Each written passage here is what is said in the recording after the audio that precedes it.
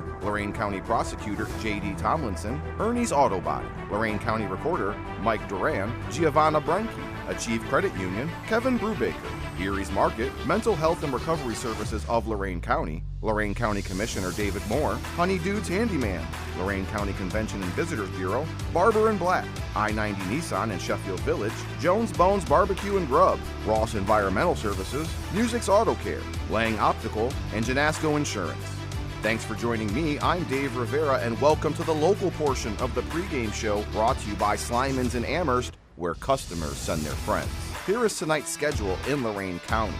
In the Southwestern Conference, Copley is at Amherst, Brunswick is at Avon, Strongsville is at Avon Lake, Princeton is at Elyria, Midview is at Westlake, Cleveland Heights is at Berea Mid-Park, Solon is at Olmsted Falls, and our WDLW Game of the Week is North Olmsted at North Ridgeville. In the Lorain County 8 League, Hillsdale is at Black River, Brooklyn is at Brookside, Toledo Scott is at Clearview, Independence is at Columbia, Firelands is at Milan Edison, Keystone is at Northwestern, Western Reserve is at Wellington in our WOBL Game of the Week. Plymouth is at Oberlin on our Lorain County Sports Network Game of the Week that you can watch live on YouTube. Great Lakes Conference West Division, Elyria Catholic is at Liberty Benton, the Lake Erie League, Lorain is at Brush, the Sandusky Bay Conference Bay Division, Margaretta is at Vermilion. Don't forget to tune in after the game for our post-game scoreboard show presented by Achieve Credit Union, streaming live on Facebook at WOBL and WDLW Sports. Enjoy the game. Kickoff is next on WOBL and WDLW, the Lorain County Sports Network.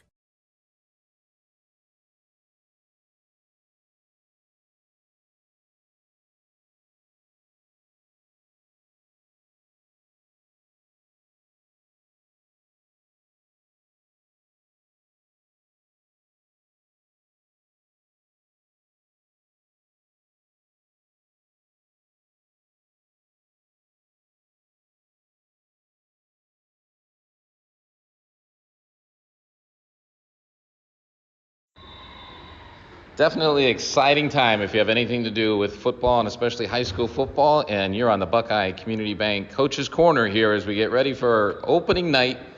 Plymouth playing at Oberlin, and we get a chance to have a few minutes with Oberlin head coach Mark Campo. Coach, how are things in Oberlin this summer? Things have been really good. Kids are coming, committed, working hard. Started in April with the core group in the weight room, and then numbers added as we went along, and by the time we got to the start of practice, I'm pleased with their work ethic and commitment to the program. So let's start with the offense tonight. What kind of offense are you going to be you basing your approach on tonight, and who are some of the key players we'll be looking to call their names? Okay, so offensively we are in a we're in a spread double wing offense with one back, and we run your basic plays. Counter, toss, trap, dive, power, and then mix in the throw with that, and feel pretty good. We got some athletes, two quarterbacks, and Drew Walter and Julian Anderson. We got some good backs, and Tommy Boyer, Aaron Shannon, Noah Holly Freeman, and Isaiah Jones-Smith. And then we got two big backs in the backfield in Mason Rosenthal and Julian Page, and receivers Jay-Sean Wyndham and Jackson Sicolo, Quinn Jackson. So, we got weapons. We can get them the ball and kids that can make plays, and then up front, our numbers are a little bit low as far as depth, but the initial people that we have to put out there, I feel good about. In Nick Webb at center, the two guards, Isaiah Jackson. At the other guard is Seth Freeze, and then the two tackles, Colin Boardman and Grooms. So what about that lineup you just said? Kind of what are your strengths as far as maybe like the real athletic guys or the veterans that are coming back that you'll be really counting on to be leaders tonight? I think the best thing is that we're versatile. We have athletes, and I think that we get them the ball, that they can make plays, they can make people miss, they can break tackles. Got a big tailback in the back who's a a load to bring down, and then we got some skill and quarterbacks that can throw the ball. So I don't think you can focus on one thing with us. I think that we're versatile enough where we can find ways to move the ball and get our players in positions to be successful and make plays. You're listening to Buckeye Community Bank Coach's Corner as we get ready for opening night kickoff here in just a little bit. Oberlin coach Mark Campo. Tell us a little bit about your defense, what's your alignment, and who are going to be your key players on that side of the ball. Well, defensively, we're playing Plymouth, and Plymouth is a little bit different offensively, so you can't just sit in a base defense. You have to kind of scheme for them. They run double tight, double wing, no wideouts, typically fullback in the backfield with the quarterback, and just foot-to-foot splits and try to run the ball at you and then lull you to sleep and hit you outside or send one of their receivers deep. As we continue to get ready for opening night kickoff, of course, we're going a little later tonight, so most schools have already kicked off. The anticipation just continues to build, and we'll take a few minutes with Plymouth head coach John Gillum. Coach, thanks for joining us here on the Buckeye Bank Coach's Corner. Yeah, happy to be here. And you are a Plymouth grad, is that correct? Yeah, I graduated here in 2014, and then I've been coaching here. I think this is my 7th year coaching here since I've been out of school. So your first year as the head coach, does that mean continuing on the tradition, or will you be running kind of the same schemes on both offense and defense? Yeah, a lot of the same stuff. Like I said, pretty much my entire football career and then coaching career has been under the same coach. So a lot of similar stuff. I wouldn't expect anything too dramatic and change-wise. It's just making the changes on. Now I'm making the practice schedules. So now you guys are making the hour-long bus trip here into Oberlin. So obviously we don't have a whole lot of exposure to Plymouth High School in Lorain County. Give us a little overview of what to expect first starting with the Plymouth offense. Yeah, so we're gonna be looking to run the ball as much as possible. Probably only throw when we have to or when we think we have a big advantage.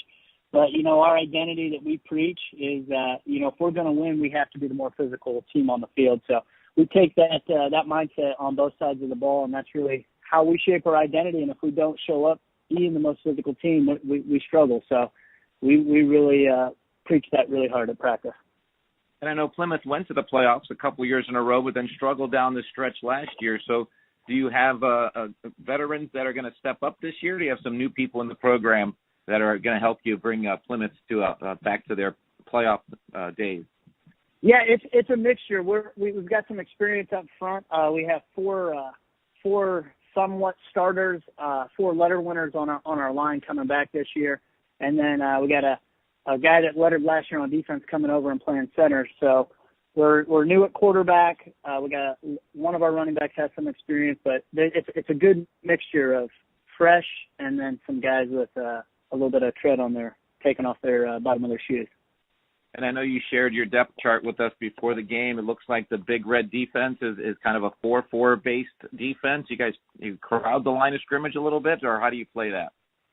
Yeah, depending on the look, our outside linebackers, those guys will walk up and give you kind of a six front look at times, but other times if you got with Oberlin having their wings out and things like that, they might be backed off the line of scrimmage a little bit, and it'll be a little bit more of a 4-4. Different guys having contain rules and things like that, but definitely trying to keep the ball in the box there. So who are some of the names? I know you mentioned a couple of the guys that are coming back, but who are some of the names that we'll look to call most often for Plymouth this evening? Yeah, I think, I try to always give as much credit to our offensive line because I really do think that they're the ones that make us go. So those names up front are, we got Caleb Krause coming back. He's a tackle. He's a sophomore. And then Nolan Branham, real experienced senior. He'll be playing tackle as well. And then we got Noah Robinson, Gunnar Houston, and Hunter McClure, who are really that's the identity of our team. But if you're looking for running the ball, we got really, really great athlete coming back as our main ball carrier, Lane Bushy. He's number 1. And then first-year starter at quarterback is Austin Thompson. He's number 6. So we're looking for big nights from them, but everything starts up front. So obviously you've been in the Plymouth program for a while, but your first year as head coach, you're going against an Oberlin team, first-year head coach. So what can you find out leading up to this game to help you prepare for the Oberlin team? Yeah, you go off what you get on film, and that's one of the things with a team like Oberlin where, you kind of try to piece together roster from last year and this year and see who's returning and things like that. In scrimmages, a lot of times you don't see jersey numbers or anything like that. So you don't have a ton to go off of. And you just you try to break down their formations, put your kids in the best position to defend them because, Oberlin, I watch them play, and they got big playability. And if they hit, we got to keep them from hitting the home runs and just try to make them drive the ball, and that's our goal. And we can live with that. But, they're very athletic from what we can see. Like I said, you don't know jersey numbers, so you can't put a name to a player, but very athletic. Well, Coach, I can sense the enthusiasm in your voice. There's always excitement for every team going into opening week, so we're looking forward to getting things kicked off here in just a few minutes on the Lorain County Sports Network. Appreciate our time with Plymouth head coach John Gillum here on the Buckeye Community Bank Coach's Corner, and kickoff is coming up next. Stay tuned.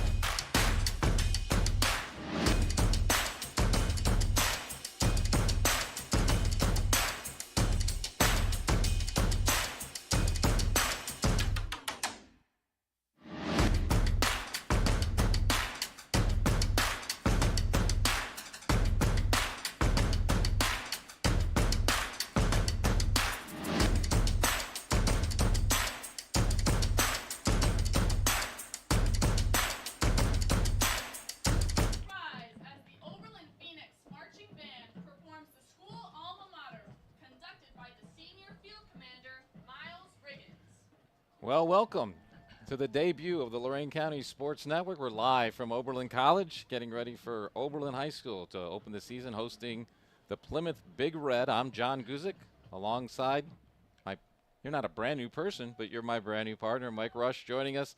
Happy to have you along here tonight. So first week of the season, first chance that we've had an opportunity to work together, and our first live stream on the YouTube channel here. So glad you found us here, whether you're live with us on a Friday night or maybe you're watching us after the game, after the fact. Happy to have you along. Our main goal tonight, of course, is to help you enjoy another great high school football Friday night with accurate and fun coverage. The second goal is to not completely embarrass myself tonight. So, Mike. Yeah, thanks for having me, John. Week one of the high school football season here in Northeast Ohio in Lorain County. So optimism is in the air. Everybody's 0-0 and looking forward to a good ball game tonight. Oberlin under a new head coach, Mark Campo, and Plymouth coming in with a first-year head coach as well. So should be a good ball game tonight. And, of course, nothing happens on radio or this Lorain County Sports Network without the great support of businesses throughout Lorain County who made a decision to support what we're doing here tonight and to support the athletes and on the field. And that brings us back to start with our pregame show. It is brought to you by Slimans and Amherst, where customers send their friends. We have the Oberlin High School band on the field right now playing their alma mater, and when they're done with that, the fans are already standing, and we're going to have our national anthem, which is brought to you today by Lorain County Prosecutor J.D. Tomlinson. Stay safe, Lorain County. Here is our live version of our national anthem, courtesy of the Oberlin High School marching band. Oh, we're getting an interlude. Okay, so we're going a little off script, but that's all right. That's our live radio, so fans are still standing. and getting ready for the teams to take the field. Of course, this is something that started just a few years ago when Oberlin High School decided to raise their field out there to the sake of building a new facility for their younger students. And Oberlin High School's football teams and other sports teams were dislocated, and what a great dislocation to be found here less than a mile from the Oberlin High School campus, get the beautiful Oberlin College facilities, and of course we're in the lap of luxury to start this Lorain County Sports Network broadcast. So we will get your national anthem here. We got about 9.5 minutes to go. Of course, the football action started for most of Lorain County at the top of the hour, and I know we already do have one score from Avon where they scored early and up 7-0 as they're hosting Brunswick for their season opener, and we'll be giving you scores throughout the evening, as well as heading you to Dave Rivera in the WOBL and WDLW studios after the game for all the scores and conversations with the players and coaches from throughout the county when we're done here. Now we are ready for our national anthem.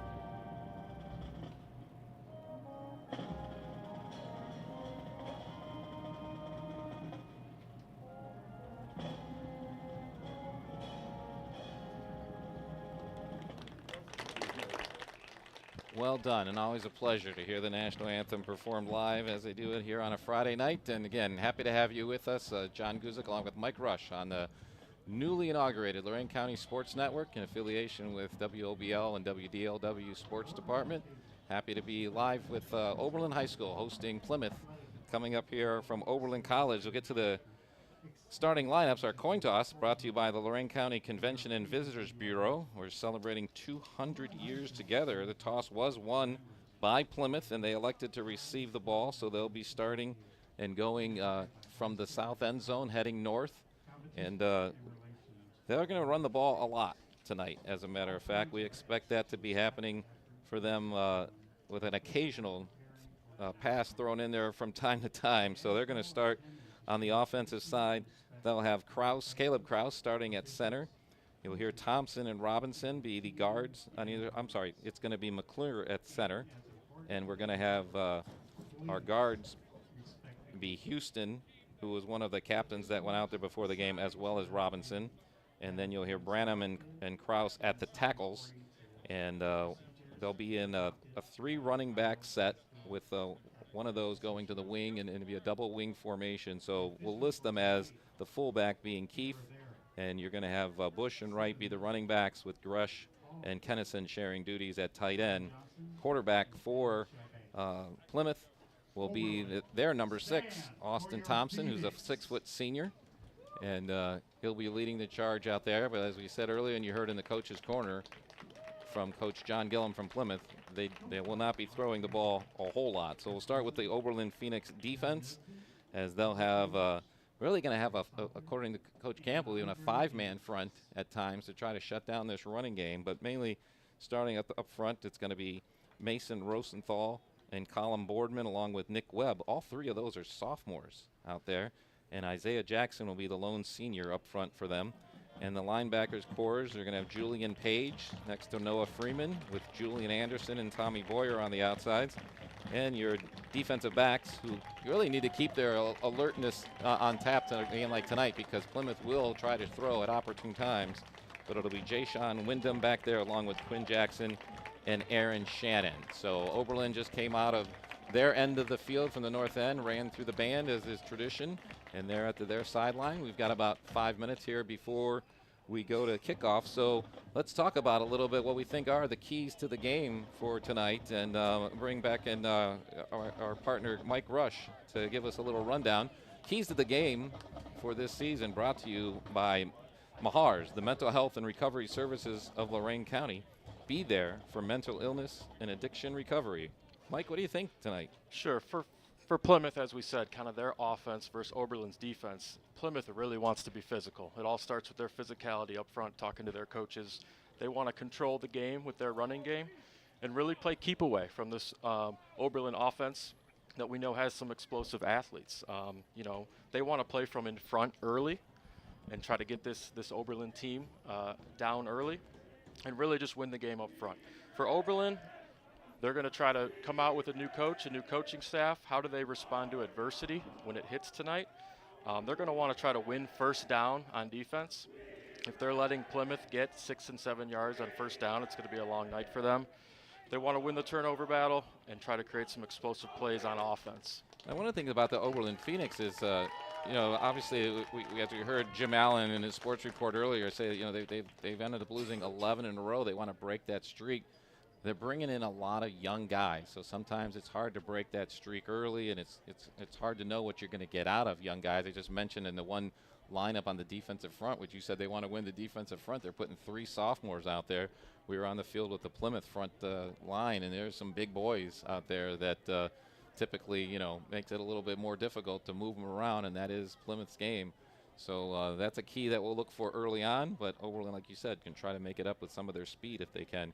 You're listening to the pregame show brought to you by Slimans and Amherst, where customers send their friends. And I do want to point out, and we thank all of our sponsors who are helping us out tonight, but Kevin Brubaker is brought to you our starting lineups that we mentioned earlier. Elect Brubaker for mayor. And, of course, whenever time we're outside, even though we're on AstroTurf, so we don't have to worry about field conditions so much, but certainly need to know about the weather conditions, and our game time forecast and conditions is brought to you by Lorain County Clerk of Courts Tom Orlando, who's a proud sponsor of high school athletics. And as you all know, it's kind of a cool day today. It only got up to about 70 degrees, and we're still at 70 here as we're getting to game time here in Oberlin.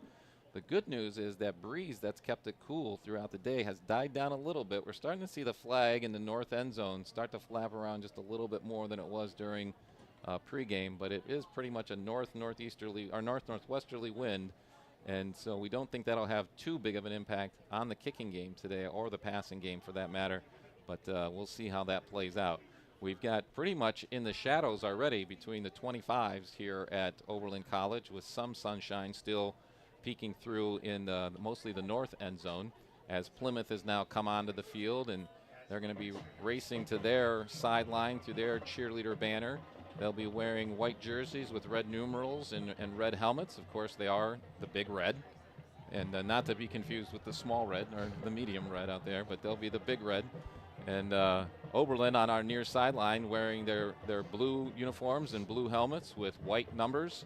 And we're happy to say that the new uniform guidelines for Ohio high school athletics are in place permanently for this season. So hopefully that'll make the numbers a little easier to pick up as we're playing here. But I like the Oberlin uniforms with the white and red striping that they've got going down the side, and the red face masks with the blue helmets look pretty sharp as well. So they're looking good, ready to start. And, of course, it's easy to keep the jerseys clean on a day like today. So 70 degrees are the other thing about tonight, though, is that the temperature is expected to drop and drop quickly. We've got sunset around 8:23 tonight. So we expect the dew to start being possibly a factor by halftime, and certainly into the second half, as the field could get a little slick out there. And we're far enough away from the lake that they said it could actually drop well into the 50s tonight in Oberlin. Hopefully we won't be seeing that kind of temperature before we leave here tonight. But we're just about ready to go. We're actually at 7:28, but the clock, pregame clock, has already ticked down to 0. And he said Oberlin will be kicking off, so they have already taken the field. And season 1 for Lorain County Sports Network, and John Guzik looking alongside Mike Rush. Appreciate having you here, sir. Yeah, thanks for having me. I'm not surprised that Plymouth chose to take the ball with their offense that they employ. They want to, again, play from in front, go on long drives, play keep away. And for Oberlin, you know, this is, again, their third coach in 3 years. So Coach Campo talked a lot about trust and discipline. And those are two things he's trying to get out of his Phoenix football team here tonight. And this was a game last year won by Plymouth 42-14. Drew Walter teeing it up for the Oberlin Phoenix, and he'll be kicking from north to south. Our opening kickoff brought to you by Lorain County Community College. Kick off your future with LCCC. Walter's kick goes far to the left and ends up out of bounds at about the 15. Flag comes out from the official. So that'll give the Plymouth Big Red a very generous starting position with that penalty to start the game. And Walter, you're going to be hearing a lot about him tonight because he's one of the two quarterbacks that Oberlin's going to be employing tonight. And again, just a sophomore. So you're going to hear a lot of sophomores on this Phoenix roster tonight that we're going to be talking a lot about. And these guys are excited about being there. There's a lot of just kind of like when I was out at practice earlier this week, just a nice focus, you know, not getting too crazy hyped up, but certainly putting the work in as the officials now move the ball out to the 35-yard line, where Plymouth will start the first drive of the 2023 season. Yeah, we'll see Plymouth out of this wing tee. Rush off the right side. That's Lane Bushy getting the first call and gets exactly 5 yards. They place that right at the 40-yard line. You'll see Plymouth in no hurry, huddling between every play. If you're going to play a team like this, it's the best time to play them is week 1. So you can try to prepare all off season for an offense that you really don't see too much these days. So we're going to see pretty much the same formation as they come to the line, kind of everyone packed in. But they got their wing. Now Bushy goes on like a motion to the back. He gets the pitch again, pretty much the same hole on the right side, just taking it in motion off a pitch and gets a little over 5 yards, enough to get past the 45 into a first down. We'll give him 6 yards on that one. Already you can see that large Plymouth offensive line really exerting their will a little bit.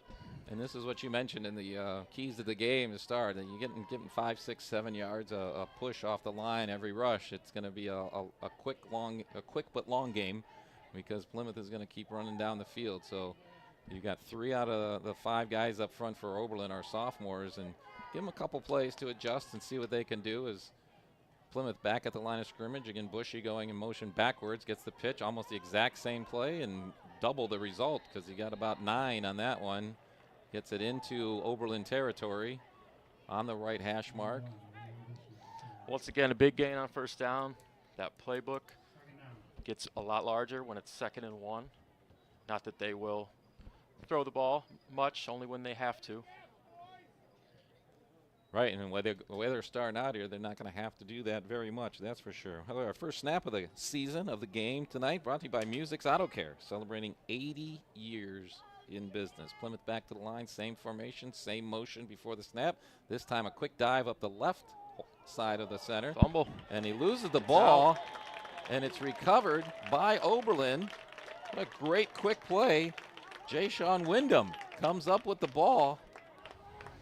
That's one way to get off the field, win that turnover battle. Wow, they gave it to Casey Bailey on a quick dive over the left side. And it had to be one of the first guys on the line for Oberlin, knocked that ball loose, put a hat on a ball, and I believe Wyndham caught it in the air to give Oberlin a great stop to this first series and a good starting position. They'll be at their own 37 to start things out. Yeah, we've got a sudden change situation here for this Plymouth defense. Kind of always have to be on alert for a trick play, a deep pass, when a sudden change occurs in the game. Interesting, the clock is running. Now the clock was running for a while there, and change of possession, it should have stopped. Here comes Oberlin first. Walter gets the half, flips it off to their number 1, going in motion around the right side. And he gets a nice push out to the 44-yard line. You can see already Oberlin wants to play a little bit more on the perimeter, a little bit more on the edges than maybe Plymouth would like to, with some of the speed that they do have.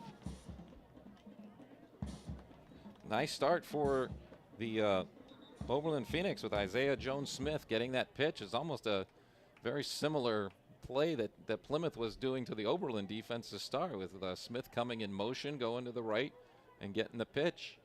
And it's been a successful play for both teams so far. 2nd and 1 for the Phoenix. Well, a low snap bobbled, and then Walter just covered it. Again, not a pretty heads-up move. I mean, you hope as he goes on in his career, can find a way to pick that ball up. But in this point of the season, at this point in being a sophomore, do not lose the ball. You can't make a mistake there. It's a loss of 4, but it could have been a lot worse for the Phoenix there, as we've now basically seen 2 fumbles, one by each team here in the early going, and that's not really a surprise with young teams on the first game of the season. Walter back in the shotgun. This time a pitch to the left side. Nice block on the left side, giving him room for the Phoenix was Mason Rosenthal out there with the block, and Isaiah Jones-Smith, again, some positive yards, getting around the left side this time. Good job by the Plymouth defense to turn it back in. They didn't break contain. They were able to turn it back into their pursuit. Brings up a 4th down here. Yeah, and he didn't get a very favorable mark. It's only going to be a 2-yard gain on that last one. And it brings up a 4th and a long 3 with Oberlin going to go for it. Always got to watch the ball here on defense when it's less than 5, so you don't jump. And that's exactly what Oberlin was trying to do, is trying to get him to jump off. When they didn't, Walter looked to the sideline. Oberlin coach Mark Campbell calls his first timeout of his Oberlin coaching career. And we'll see how they want to reset. We're early on, 7:34 to go in this first quarter, no score. Plymouth started with the ball, was moving the ball pretty well into Oberlin territory before the Phoenix forced and recovered a fumble. And this is their first drive, and had a couple of nice plays, but fumbled low snap on one of the plays, brought up a 4th down here on a long 3. So they're going to discuss, I don't know how deep of a kicking game that Oberlin has. And I know there's been people who've done the math, the metrics on going for it on 4th down, especially at the high school level, unless you've got a punter who can make significant damage in the air. And Oberlin is coming back out in an offensive formation with Walter in the shotgun.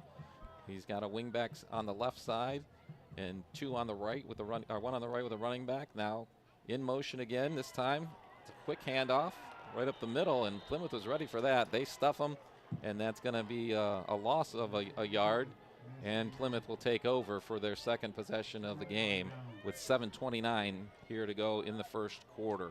So Oberlin gives up the ball on downs, and each team has had 1 possession, but benefits Plymouth because obviously in the changes of possession, they're starting now in Oberlin territory at the Phoenix 41-yard line. Yeah, and I don't mind the call there by Oberlin to kind of try to give your offense some confidence. Obviously, you weren't able to execute, so now you have to play on this short field with your defense. And Plymouth back out in the exact same location, some formation. Bushy now it gets the toss, but Austin Thompson, the quarterback for Plymouth, was being wrapped up as he was trying to make the toss. So great penetration by the Oberlin defensive line, and made good contact at the line of scrimmage on Bushy, the running back, but he does get 3 yards by just kind of twisting and keeping his legs moving. But we've seen 2 plays in a row now where the Oberlin defensive front has really just stood things up, getting a fumble on the last play, and this time had hands on the quarterback before he could even hand it off.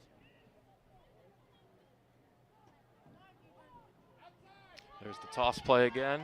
Great job of contain. Great pursuit to clean up. And that's Deshaun Wyndham again. He recovered that fumble on the first drive. He was the first in on the tackle, but good team pursuit. And Oberlin winning the line of scrimmage there. The first 3 plays are really kind of getting pushed backwards. The last 3 plays, they're doing the exact opposite. Pushes Plymouth back beyond the sticks for a 3rd and 13. And we'll see if Coach Gillum puts the ball in the air here. He said he only wants to pass when he has to. So they might have 2 plays here to pick this up. We'll see. Yeah, they move the ball a little bit, so I think it's going to call it 3rd and 12.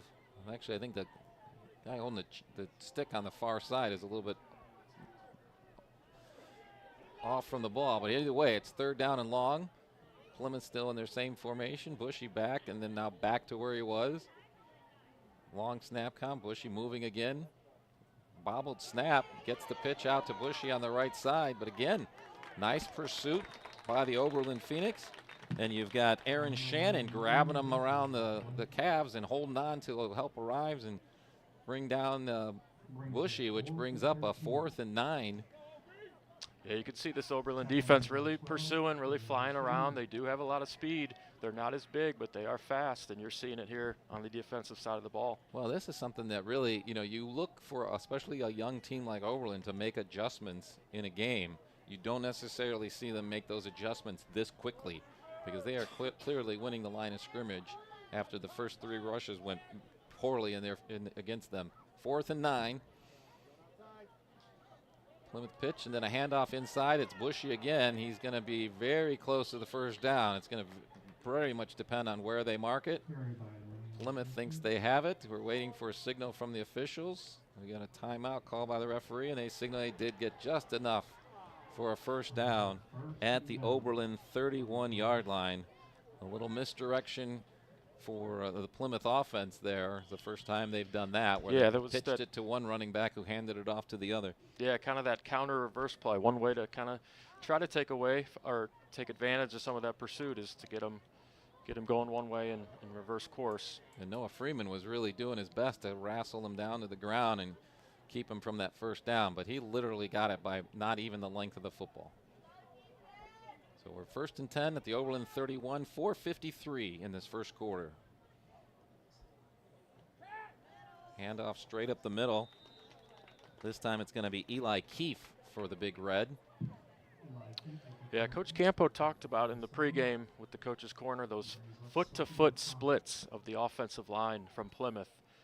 They're just going to try to go foot-to-foot and try to lean on you a little bit. That's when they've had their most success. And already early in the game, when you're being pushed on every play, conditioning is always going to be a factor in any first game of the season, but you don't necessarily talk about that in the first quarter, but because it's the same push on the same guys every single play, the way Plymouth runs their offense, it can add up quickly. Here's Plymouth back at the line, 2nd and 5. This time they go over to left guard, ball loose again. Fumble. And it's picked up. It's picked up again by Wyndham, and he's running, and he's to the 40. He's got blockers in front of him. He gets a great block from Isaiah Jones-Smith, and he is at the 10-5. Touchdown, Oberlin Phoenix. Wow. Another turnover. Well, the turnover, I think the orange marker is down about the 18-yard line, but I think by the time it got to Wyndham, he was down about the 14. We're going to call that an 86-yard fumble recovery for a touchdown. Great job by Wyndham with his 2nd fumble recovery of the quarter. And he got out there and got moving, and Isaiah Jones-Smith gave him that last block he needed to make sure he was going the distance. And Oberlin has the early lead here in this game. 3:48 to go in the first quarter. And we've got Oberlin 6 and extra point waiting to happen. We'll see whether they're going to go for a 1 or 2 point conversion here. Officials haven't put the ball down on the ground yet here because that'll determine whether they're kicking or not. So we'll see. Well, they got Walter lined up to kick, and it looks like Jackson Sakala would be their holder. So they'll be going to kick the extra point here. Wow, what an exciting way to start a season when you're coming up with a bunch of young guys, an 11-game losing streak, and to get that play like that, what a boost of confidence it is. Bad snaps, Sakala picks it up. He's going to try to throw it. Now he's going to run it, and he's going to be dragged down about the 9-yard line. So the conversion attempt fails, but there's a flag from the back judge that's in the end zone.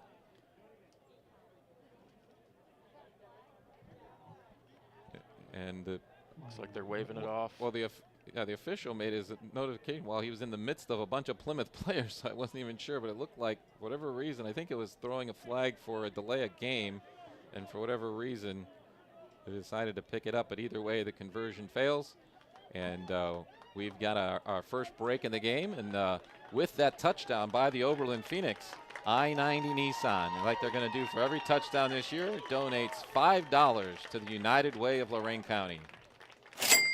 Are you kidding me? We take a break real quick, and we'll be back with the Oberlin kickoff right after this.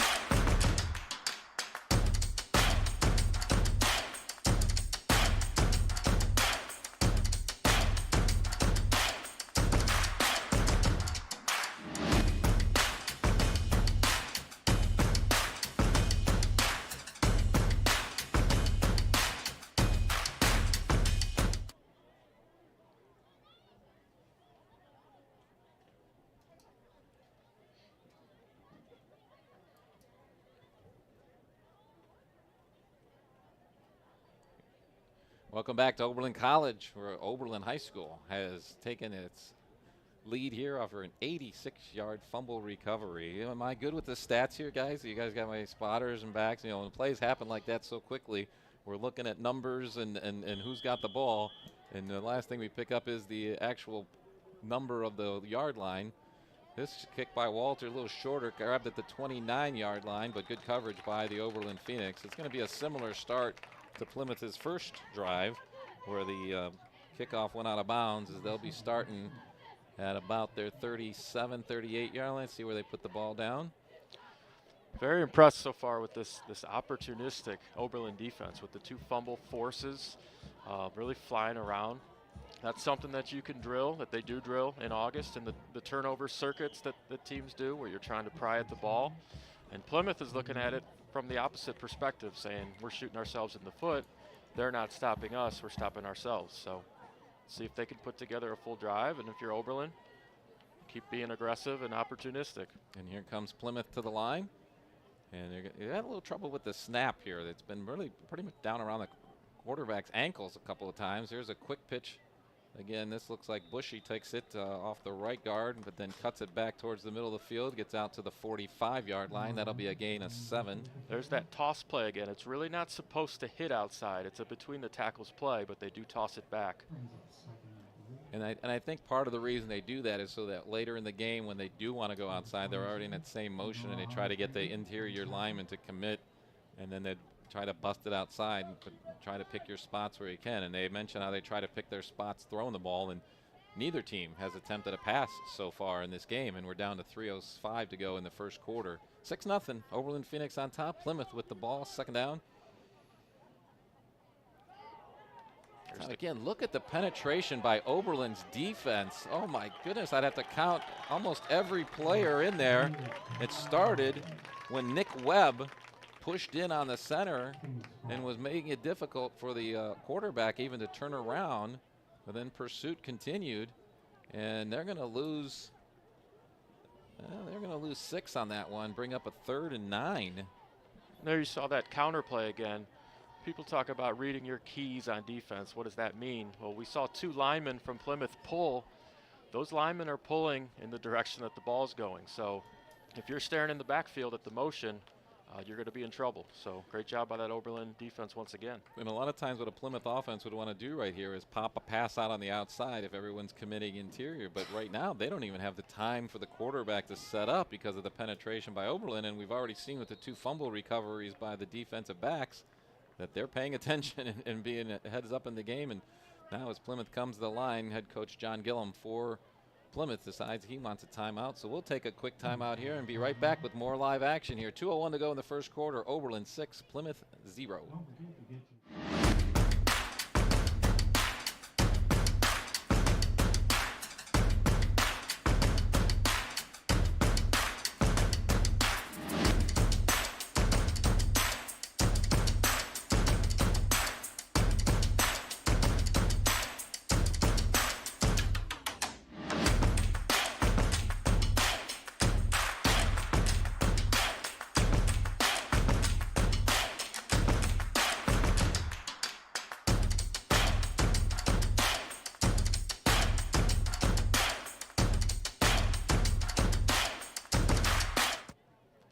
Back here live at Oberlin College. We're broadcasting from the Lang Optical broadcast booth. With Lang Optical, see the difference. And we're seeing some fun stuff out here. John Guzik along with Mike Rush.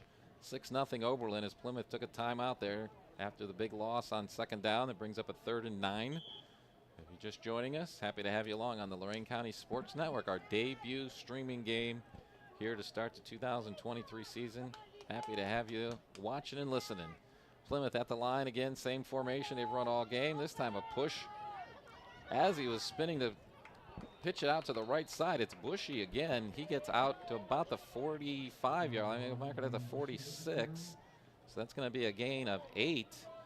Tell you what, it looked like Nicholas Freeze was the one who was literally pushing on the quarterback's back as he was trying to pitch it out. You keep doing that, and that ball is going to keep coming loose as Plymouth has already coughed up the ball twice and had pressure on the quarterback again as he's trying to get away from center. Great job by the Oberlin front line there, and that was the ones who were going to be tested and they are rising to the occasion, that's for sure. I mean, an 8-yard gain for Plymouth is a positive, but Oberlin keeping the pressure on. 4th and a long one here. We're approaching the final minute of the first quarter. Bushy in motion again. This time Thompson just takes the ball and gets a huge push up front. That was a big win by the Plymouth offensive line, and that's going to take the ball into Oberlin territory, give them a first down. I'll mark it at the 48 of Oberlin.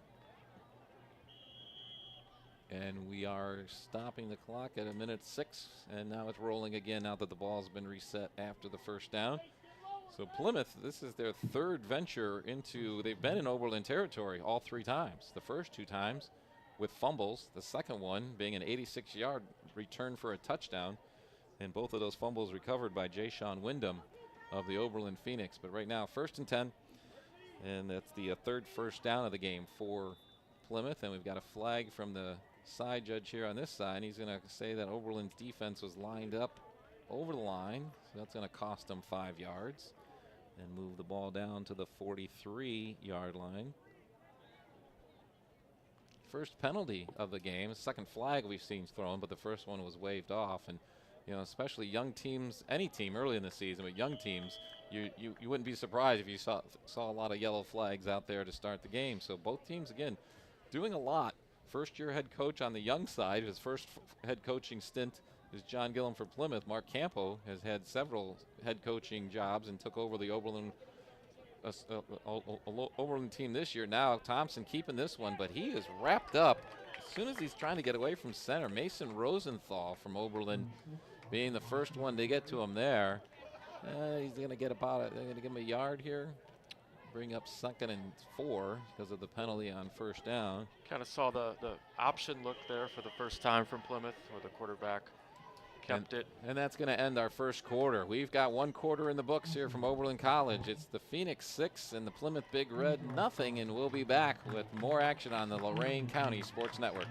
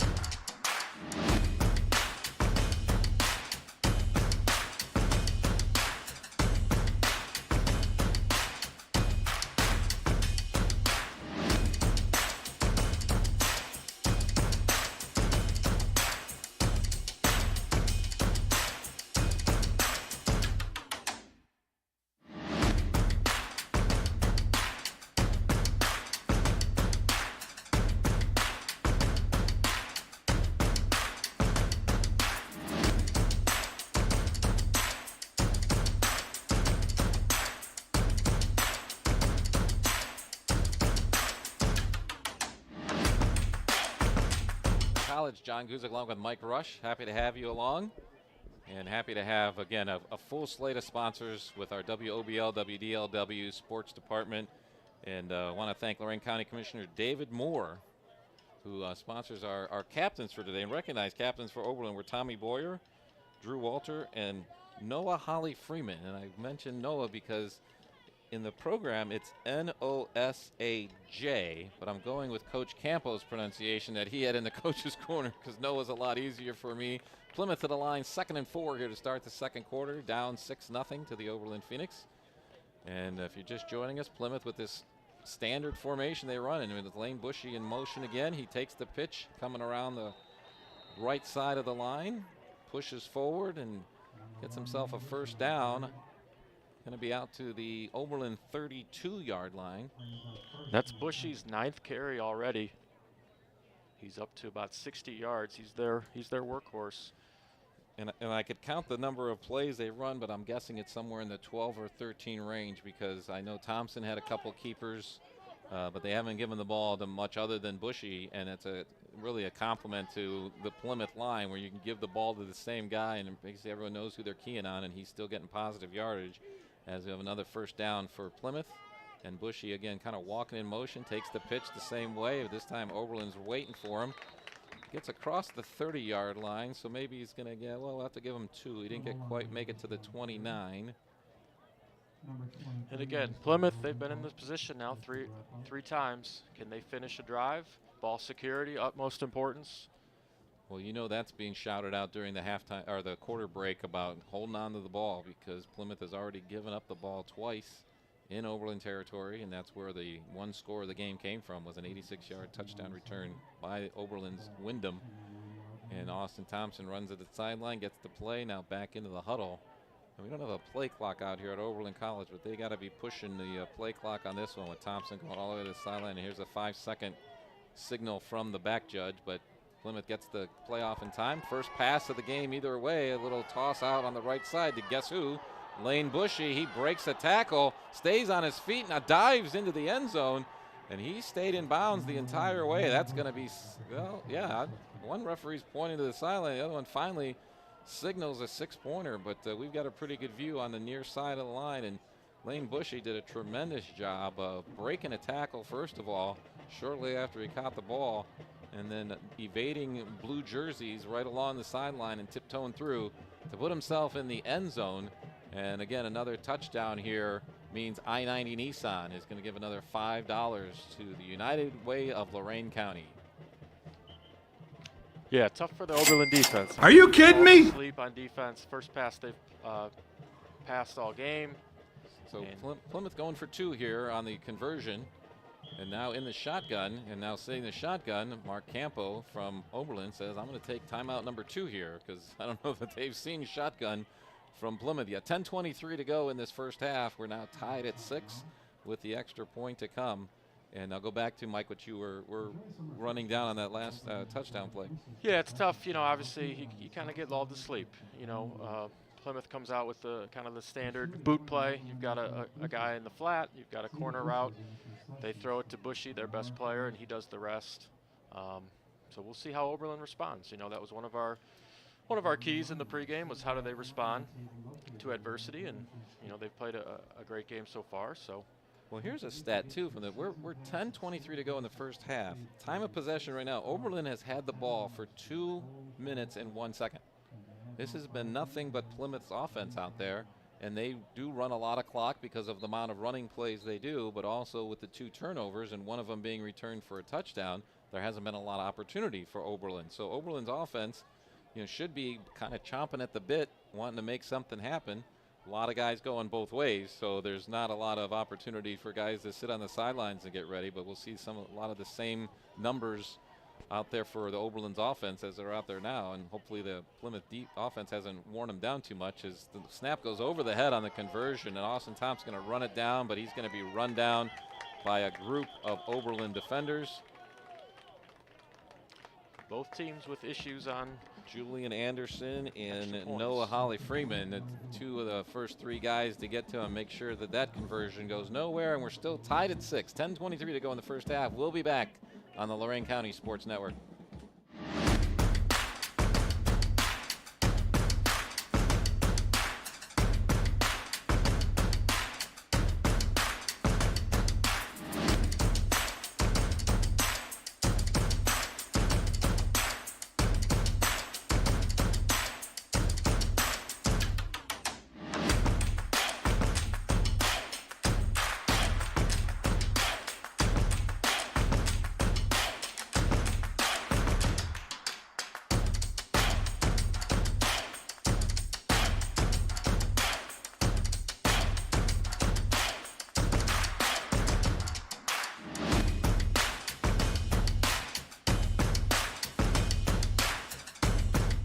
Live from Oberlin College, happy to have you along on the debut of the Lorain County Sports Network, where we've got Oberlin playing Phoenix. I'm John Guzik along with Mike Rush, and we're coming off Plymouth's first scoring drive of the game to tie it up at 6-6. Neither team able to convert, and we're not seeing, you know, great things from either kicking game, so this will be Plymouth's first attempt at kicking off.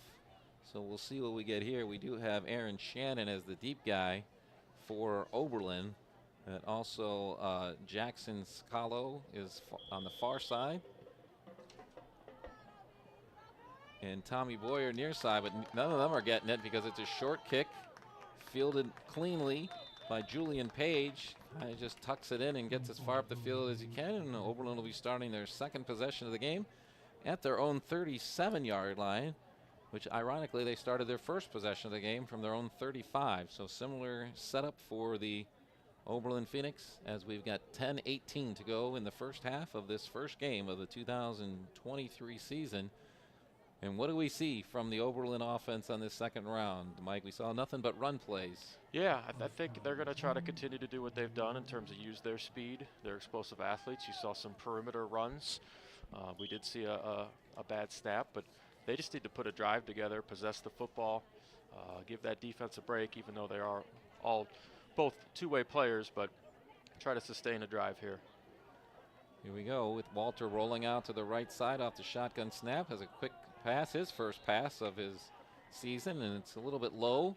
Intended over there on the right side for Jackson Scalo. Brings up 2nd and 10. Yeah, just a sprint out to see if they can get Walter, on the run a little bit. He is an athletic kid. And these are young kids.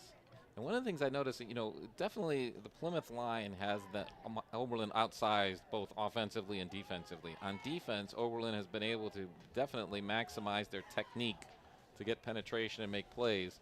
It's a little bit different kind of technique when you're trying to stand up guys that are weighing 40, 50 pounds more than you. But this is Scalo over the right side. We got flags coming in behind him as he gets around and across the midfield stripe for the first time on the Oberlin offense. But it's not. Now we've got an extra flag on the sideline, so I'm not sure who that one's going to be on, because he got tackled into the Plymouth bench right as he crossed the midfield point. So this could change everything. But the second penalty, I believe, is going to be a dead ball foul.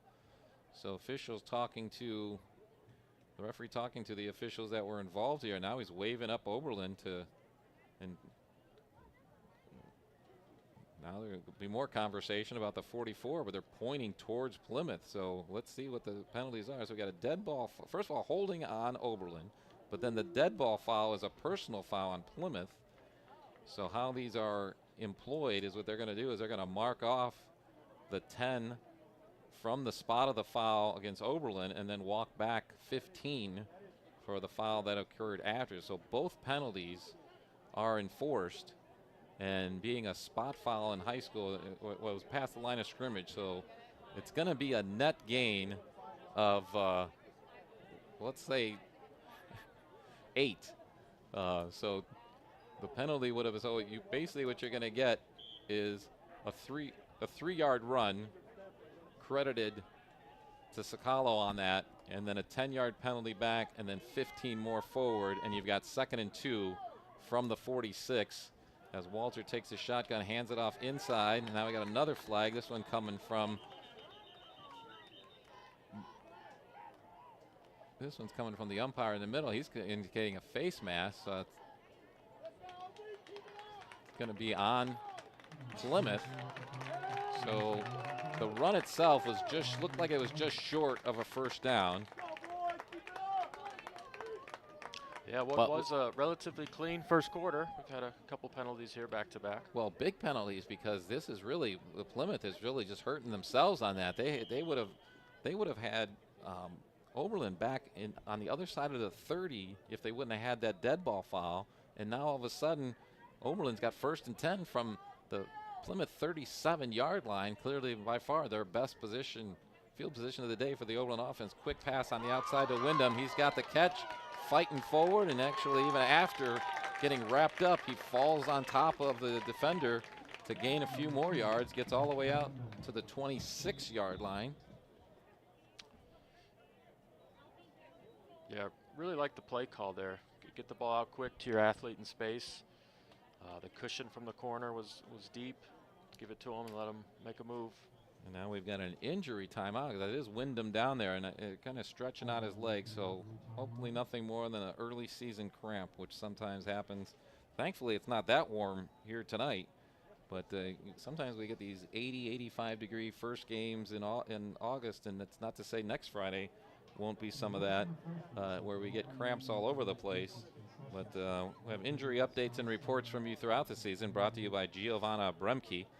Elect Bremke for judge, as we appreciate all our sponsors who help make our broadcast possible with WOBL and WDLW Sports Department, and here on your YouTube channel, the Lorain County Sports Network. 9:37 to go in the first half of this first game of the season. We're tied at 6, but Oberlin on the move thanks to a couple of really bad penalties by Plymouth. And again, kind of undisciplined when you're getting a penalty after a run to the outside into their own bench, and then a face mask almost immediately as the running back got to the line of scrimmage.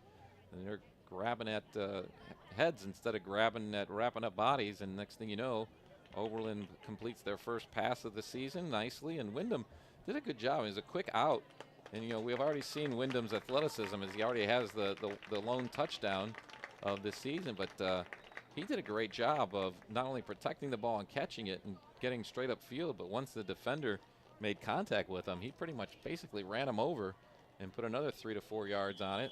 So it's a first down for Oberlin. They're now at the market right on the 25-yard line.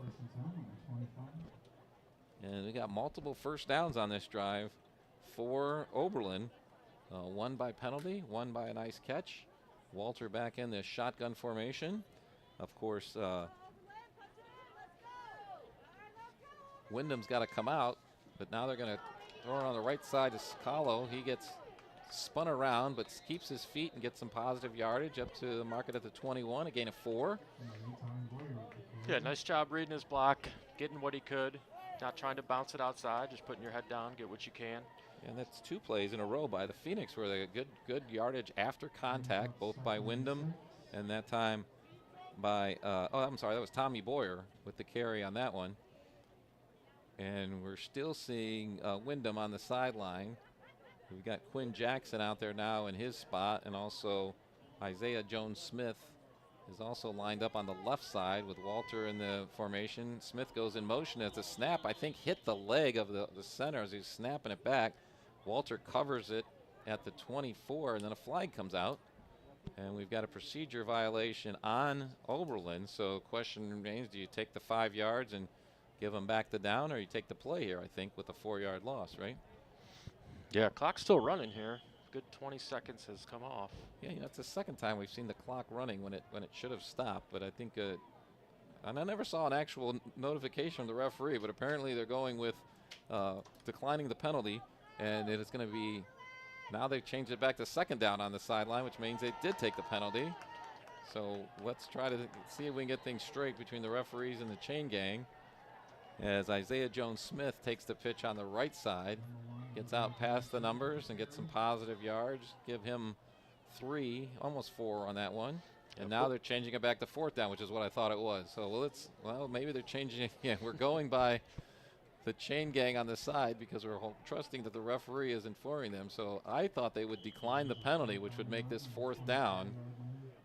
But now they're changing it back to 3rd down. So what might have happened is if the penalty was before the snap, they may have had to take the penalty, and that's why you're bringing up only 3rd down here. But it's keeping this drive alive for the Oberlin Phoenix at the Plymouth 20-yard line, called the 21. More whistles. And Boyer goes in motion as whistles blow, and the side judge from the far side comes strolling in to have a conversation with the referee. And we've got 4 of the 5 referees trying to signal something to each other. Side judge on this side is kind of in the same boat we are. Like, hey, what's this one about? It's opening night for everybody here. No flags. I think they're clarifying what the down is. I think they finally noticed that the down marker was 3, and someone wanted to question to make sure that is the correct down. And so it looks like it is. 3rd and 6. Boyer in motion. Another flag. Right again, more flags. Multiple flags on that one, and it looks like that's going to be on Oberlin as well. So this is going to make it a little more difficult for them, as we went almost penalty free for the first quarter and a half. You almost expect the opposite, that once they kind of get in the flow of things, the penalties happen early, especially with the young teams. Yeah, and that one could change your play call here, going from 3rd and 6 to 3rd and 11. And you're now beyond the sticks, but still Boyer running, sprinting and motioning to the left. Walter rolling left, throwing, there's that wheel dropping play. it over his head, but good. Oh, they're going to call interference on that one. We got 2 flags on it. So again, we have one angle on it, and they've got a different angle. I thought the contact didn't come until the ball was actually past the receiver, almost hitting the ground.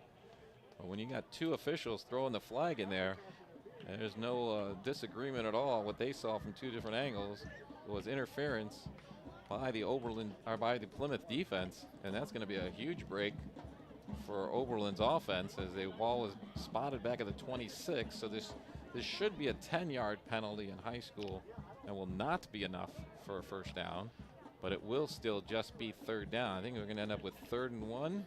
Well, me being an old defensive backs coach. Nope, they're giving him a 15-yard penalty, moving it down to the 11.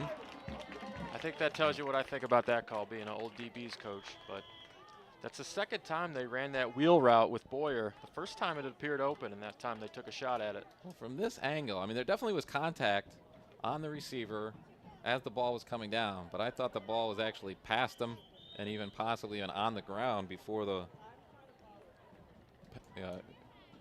contact was made. So we're back that it gets a first down from the 11 from Oberlin. They can get a first down. They give it to Rosenthal here on this first play. He gets it inside the 10. Give him 2 yards on that one. It's been a great response drive from Oberlin, too. After the score by Plymouth, really hadn't had the ball, but they've responded thus far, and let's see if they can finish. 6:14 to go in this first half in a tie game. 6-6 here from Oberlin College. Happy to have you along on the Lorain County Sports Network. Drew Walter in shotgun formation. Motion again. This time it's a pitch around. Got a little bit of room.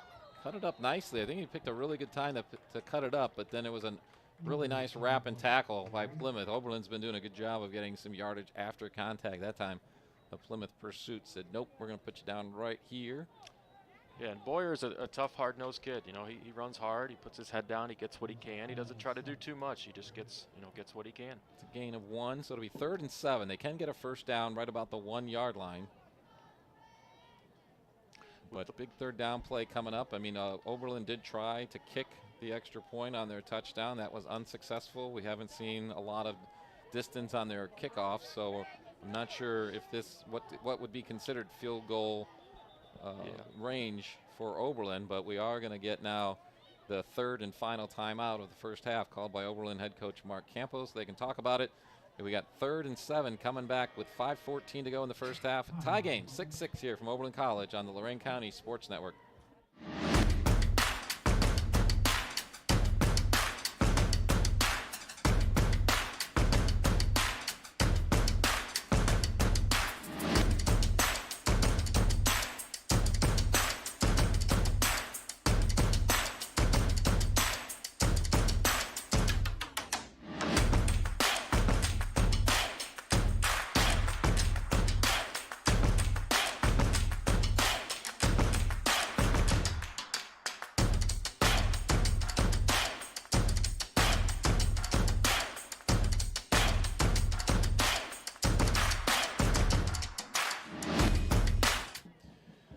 Live here at Oberlin College on the Lorain County Sports Network. John Guzik along with Mike Rush here. 5:14 to go in the first half. Oberlin with the ball, 3rd and 7. They're inside the 10-yard line of Plymouth, trying to put their second score of the half up there on the board. Drew Walter in shotgun. Ball's snap is low. It's picked up, not intentionally, but good heads-up move by Julian Page to keep possession and move the ball forward.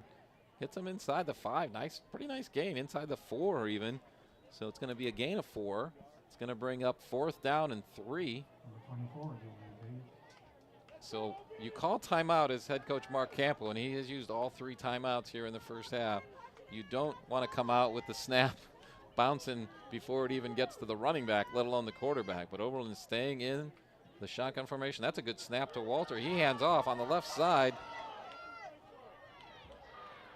That's Rosenthal. He saw some daylight to the left side and tried to dart for that, and the question is, did he get the first down? He definitely did not get in the end zone, but they were able to gain a first down, and they did inside the 1-yard line. What a great fight by Rosenthal to get the team just enough to get the first down and keep the drive alive. Clock stopped now with 4:33 to go in the first half. We'll start again as soon as the ball's set for play.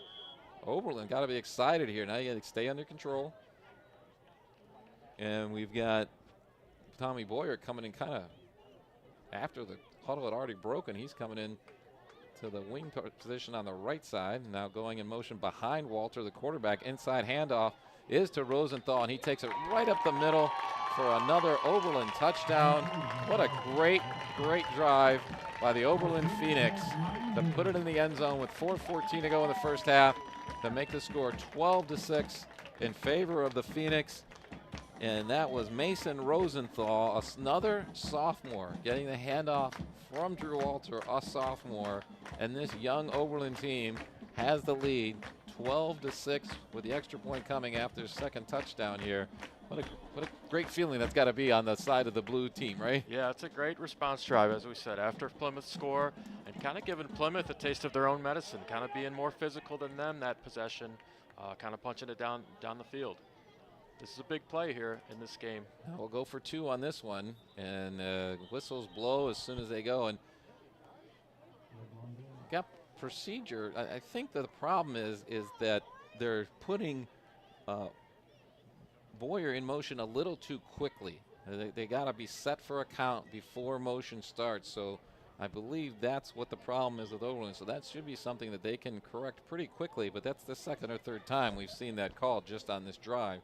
And it obviously makes the conversion attempt a lot more difficult because now you're back at the 8-yard line trying to put it in the end zone for 2 points. And we'll see what they can do here as Oberlin coming kind of wandering back to.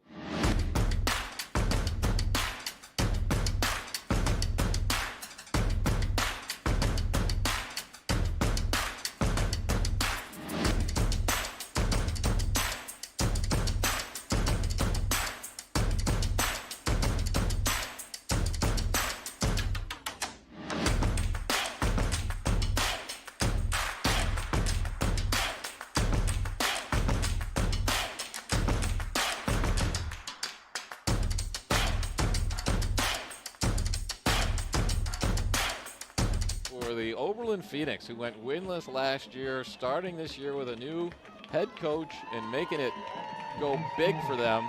4:14 to go in this first half, and you can hear the crowd really getting into it here at Oberlin College. A lot of excitement for the Phoenix getting the season started. 14-6 is their lead, and we'll be right back on the Lorain County Sports Network.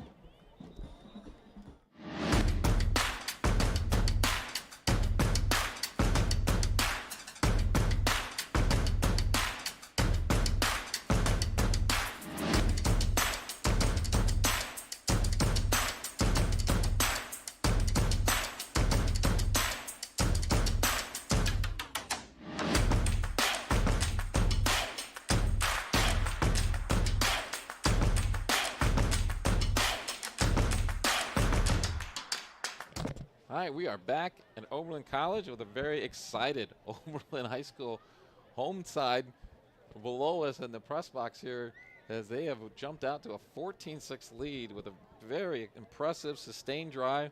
That drive started with 10:18 to go in the half at their own 37, was helped along in the middle of the drive by a couple of penalties by Plymouth, but then Oberlin had to overcome a couple penalties and get the kickoff out to about the 17 and picked up by quarterback Austin Thompson is a deep guy there, and he gets hassled out of bounds where Plymouth will be starting this drive at their own 34 with 4:09 to go in this first half.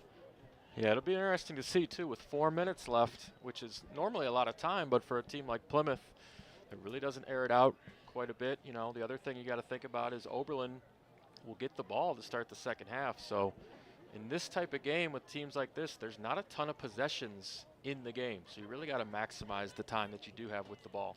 And what I would expect from Plymouth, because not only do they run the ball a lot, but they really take their time in and out of the huddle, and that's what they're going to need to do as we go through and see what their first couple plays do. But if they want to hurry up to the line, you know, they got to get to the line a little quicker and shorten that time in between plays.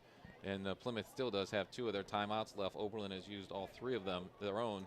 And here's Plymouth to start this drive. And we got the big guy. It's hard to be unnoticed. Nicholas Freeze right on out there, comes across the line. Maybe thought he saw some movement, but the referees say no. They'll move that one up 5 yards. So that's the kind of start you want if you're Plymouth and you're trying to get back on the scoreboard before the half is over. Makes it a 1st and 5, a little easier to start this drive. From the 39, toss goes backwards, and then right up the middle is, guess who? Lane Bushy gets into Oberlin territory. Going to be down and mark at about the 47-yard line of the Phoenix. Yeah, and Bushy's just so patient. He's so patient following his blockers. That's going to be a 14-yard gain, so I don't even know what he's up to today, because he has carried the mail for sure for the Plymouth Big Red today. He's up to 11 carries for 78 yards. 78 yards, and we're still with 3:47 to go in the first half. And I'm guessing he might get the ball 1 or 2 more times on this drive if the Plymouth Big Red can keep it alive. That is a first down for them, and they are into Oberlin territory again, which they spent a lot of time down there, but hats off to the Oberlin defense for keeping them at bay. A shift backwards as Thompson gets the snap, and he gets pushed. Basically, the Oberlin defensive front pushed into the the Plymouth front line. It was Freeman and Rosenthal given such a push on the Plymouth offensive line, they backed him into their own quarterback. Thompson was barely able to keep his own feet and scrambled out left. Got about a yard on that one is all he gets, but I mean, good pursuit by the Oberlin defense, but Rosenthal and Freeman getting that push up front really blew that play up from the start. And if you're this Oberlin coaching staff and this defense, you want to finish the half. Coaches always talk about finishing here. 2nd and 9 now. Toss back, but it's really basically a handoff on any other team.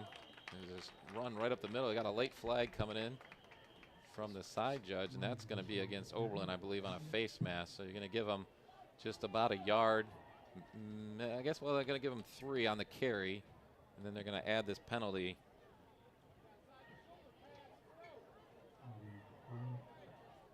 And that's going to mark it off. Well, it's a 5-yarder on this one, so takes it over to the 38 for Oberlin, and it's actually not enough for a first down. Now the chain gang puts it back to first down, but if you count the play and take the penalty, it's got to be 2nd down. Yeah, now they switched it back. So 2nd down and 1. So about 3 yards on the run, and then a 5-yard penalty added on for the face mask. And here's where you talk about the time running out. We're down to 2:11. Plymouth was huddled up a good 10 yards away from the line of scrimmage and had to come sprinting out. Now Thompson drops back to throw to nobody as he dropped it in the middle of the field. Looks like he was looking for Landon Grush, the tight end, streaking down the middle. But either Grush looking to the sideline saying, I got held up. But looked to me more like the Oberlin defense has just been hitting people across the line. You're allowed to hit the tight end coming off the line as long as you don't wrap them up. But incomplete pass keeps it at the 38 and brings up 3rd and 1. And we're down to, the clock stopped at 2:03 now with the incomplete pass. So Bushy in motion. He hasn't touched the ball in like 3 plays, which is a lot. And there's a big push forward. Thompson keeping it. But then he dropped the ball. Oberlin saying they have it. The whole pile went all the way down to the 32. But apparently the ball was stripped from the running back as he went past. And the 3rd fumble recovery of the day. Did any of you guys catch what number picked that up for Oberlin? We're watching the whole pile go all the way past the 35-yard line. And it turns out the ball was just stripped right out of his hands, right to the ground. And they're going to mark it at the 37-yard line. That's a familiar spot for the Oberlin offense. Yeah, once again, this opportunistic Oberlin defense has really been the story of the game, along with their, responding to the big drive by Plymouth. So, well, what a tremendous play. And I'm sorry that we didn't pick up the number of who came off the pile on the bottom of that, because that was a tremendous play to not only strip the ball, but to recover it. But I don't know that I've ever seen a play like that where the whole pile continued forward and it looked like that's where the running back was. And yet he didn't, and that's, the running back continued on because he was getting pushed by his offensive line. But the ball was on the ground, and Oberlin has it, and Drew Walters in the shotgun formation, hands off inside. Rosenthal again, who's been all of a sudden become the workhorse, but this time Plymouth is ready for him, wraps him up. Going to call that one no gain. And with the clock running and Oberlin having no timeouts, I don't know what Oberlin's going to have in their arsenal, because at this point you might think that the psychology is, hey, we'll take the lead in the locker room and we get the ball to start the third quarter. And if you're Plymouth with those 2 timeouts, are you gonna use them here after this play? Try to get it back, try to steal another possession maybe. Right, a good point, because clearly Oberlin is in no hurry to get to the line of scrimmage. It's 2nd and 10. Clock counting down, 1:21. And still on the move. And Oberlin taking time, shifting their formation, or around the right side again, gets the pitch, darting upfield. Get some positive yards. They're going to give him about 4 on that one. It's going to bring up 3rd and 6. We're down to 1:02 to go in the first half, and still no signal for a timeout from the Plymouth sideline, which is kind of surprising, because you pointed that out, Mike, and it seemed to make a lot of sense up here. Yeah, especially with a young Oberlin team. Make them snap it again. Maybe they make a mistake. Maybe you make a play, especially with them getting the ball, like we said, to start the second half. But so now we've got 3rd and about 7 from the 41-yard line. Walter still in the shotgun. Motion again. This time gives it to him. Cuts back up the middle. Nothing going on there. Gets back about to the line of scrimmage. With 26 seconds to go in the first half, I think that's probably going to wrap it up from here for Plymouth. this half. But you got to be excited if you're wearing a blue jersey today. yeah, I think Plymouth did get a timeout there to force 4th down, make Oberlin, make a decision. Can they punt it, or what are they going to do here? Yeah, definitely Oberlin was ready to let the clock run out, and it did go all the way down to 23 before they got the time out there. So I'm not sure. Again, first-year head coach, right? So no different than the first-year broadcasting team on the live stream here on YouTube. That, there's things that you know how to do. You've done it before, but when it's actually live, we might mess something up here or there. But Maybe just once in a while. the point is, that there's a nice lead for Oberlin High School. Coming off a very disappointing season last year, what they want to do is build some confidence for your young team that you have out here, all the sophomores and juniors that make up this Oberlin team, and they have done exactly that. If you're just joining us, 3 fumble recoveries in the first half by the Oberlin defense, including one that went for an 86-yard touchdown returned by Jayshawn Wyndham back in the first quarter to give them the lead, and then Mason Rosenthal gets a touchdown run and a pass conversion to put it out to 14, and now it's 4th down, and Oberlin's going to run a play. So this will be a penalty for delay of game, I believe. The flag came, the referee knows it's going to be too many people on the field. So that's actually a little worse. First time they've had to punt all year, so those things happen. Who's on the punt team, who's not?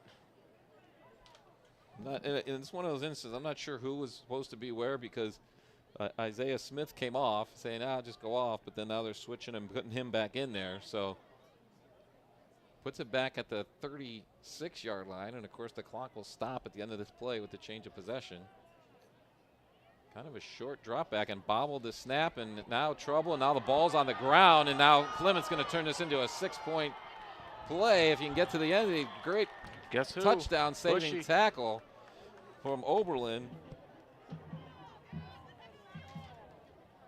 And that was Aaron Shannon, just saved a touchdown, bringing him down inside the 4-yard line.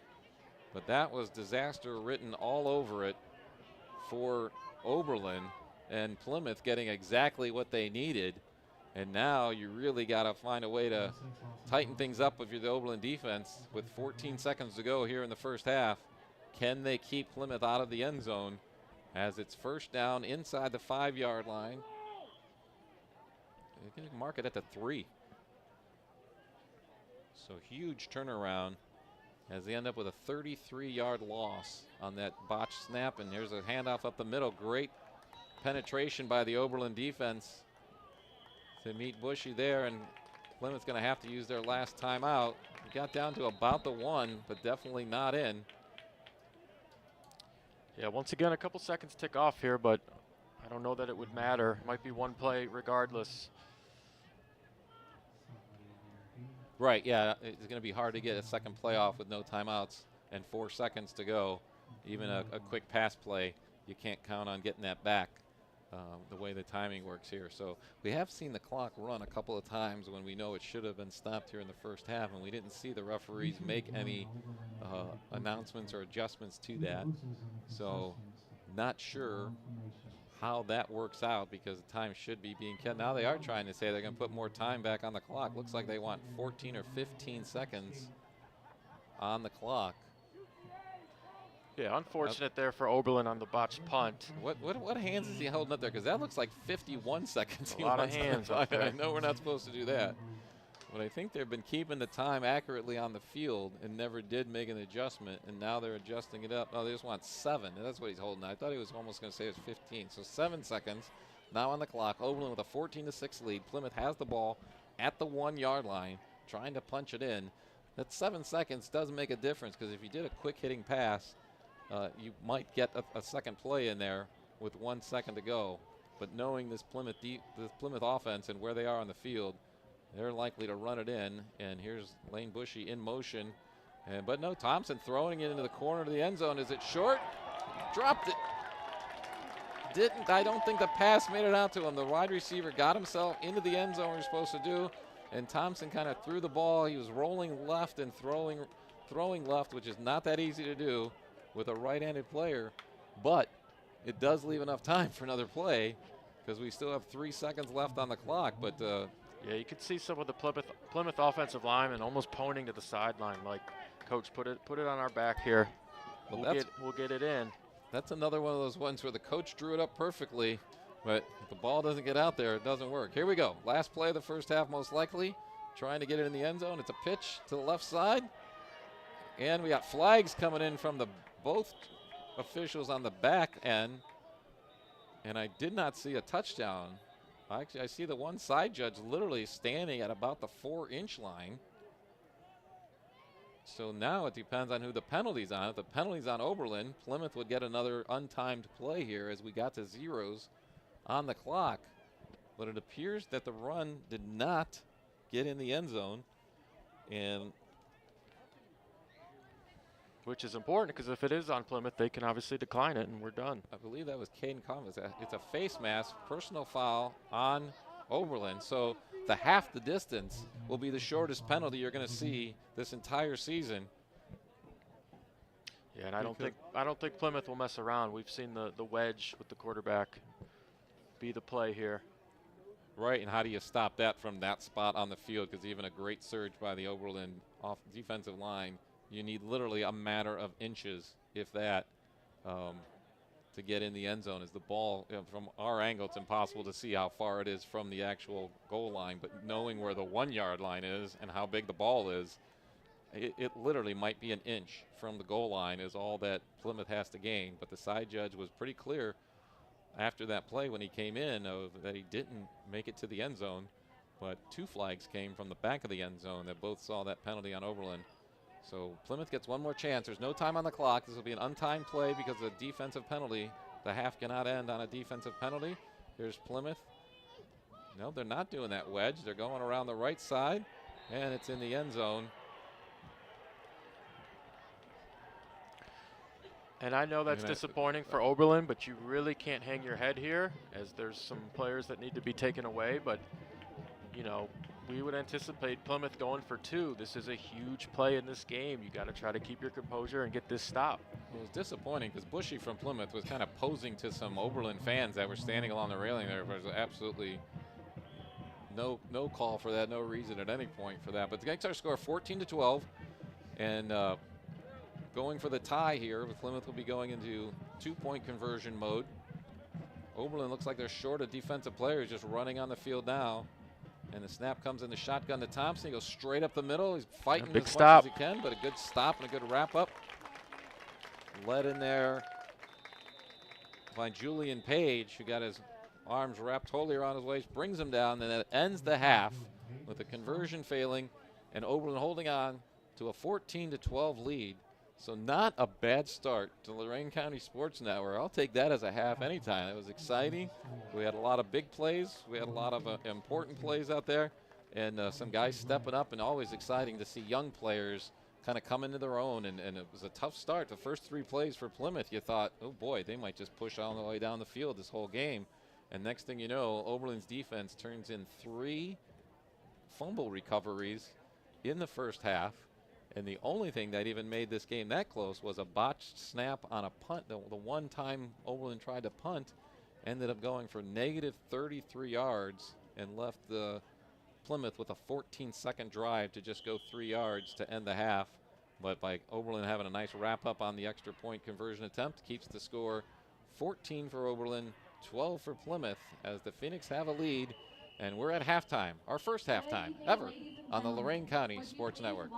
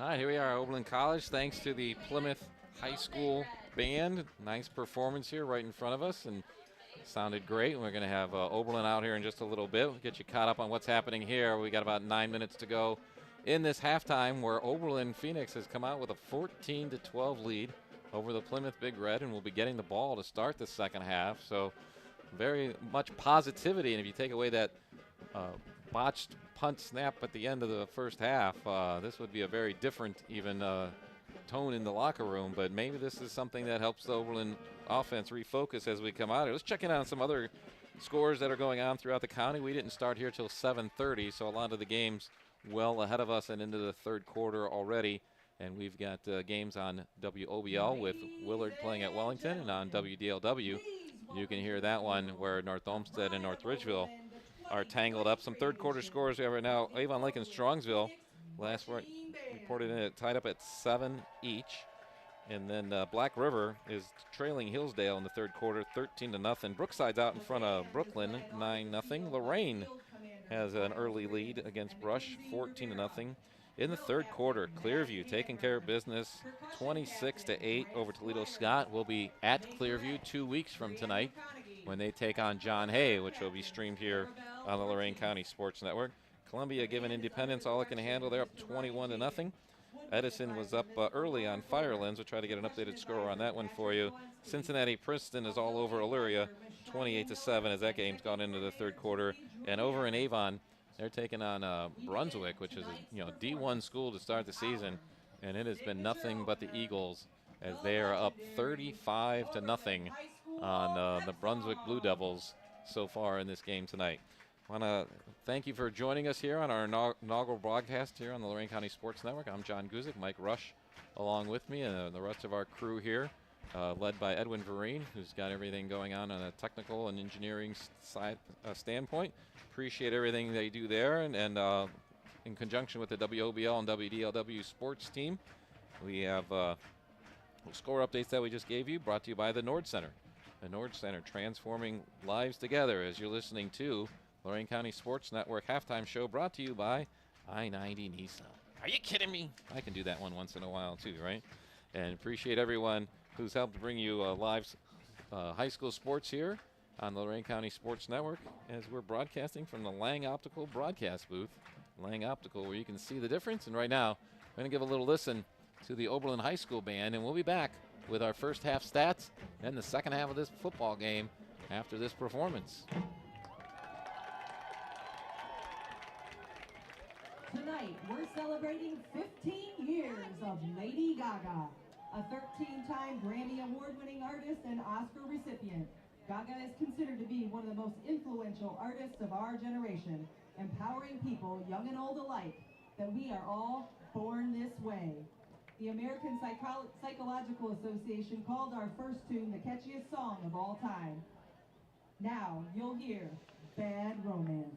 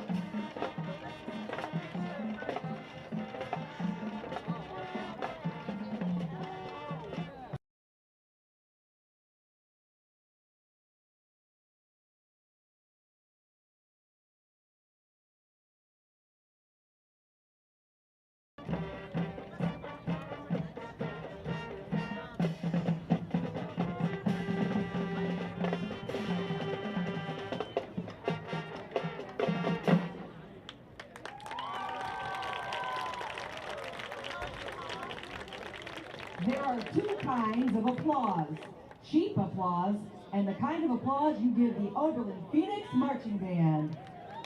This lead single off of Gaga's third album, Art Pop, rocked the charts, peaking at #4 on the Hot 100 and made it all to #1. We hope you enjoy the Phoenix Marching Band's rendition of Applause.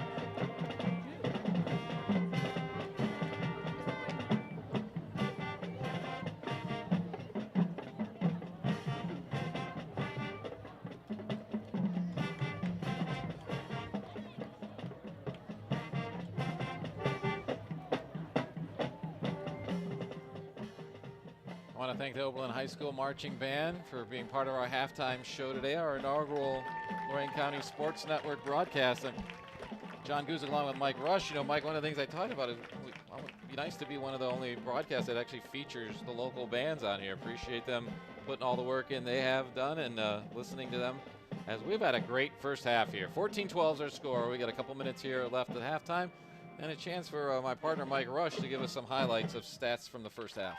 Yeah, some individual stats from the first half. We'll start with Plymouth, the Big Red. Their big back, their workhorse, has been Lane Bushy, the 6'1", 175-pound senior. He's carried the ball 14 times for 86 yards.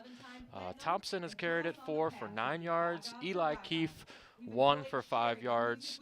They've only completed 1 pass. Thompson is 1 for 3 in the first half, but it was a big one. It went for 32 yards to Bushy. He took a little pass out in the flat and rumbled for 32 yards for a touchdown catch. Plymouth down here 14-12 for Oberlin. The Phoenix, Boyer has rushed 5 times for 14 yards. Walter 2 for -8. Rosenthal 6 for 6 yards. And Jones Smith 2 times for 11 yards. Walter has attempted 2 passes. He's completed 1 of them. It was that little quick screen out to Wyndham that he was able to take for 6 yards. And those are some of our individual stats here at halftime. Well, you know, that's a couple of things I noticed how you give the stats is, you know, really Plymouth, all they do is run, but they actually probably should have had 2 touchdown passes because the receiver was wide open right before they scored the second time and didn't convert that pass.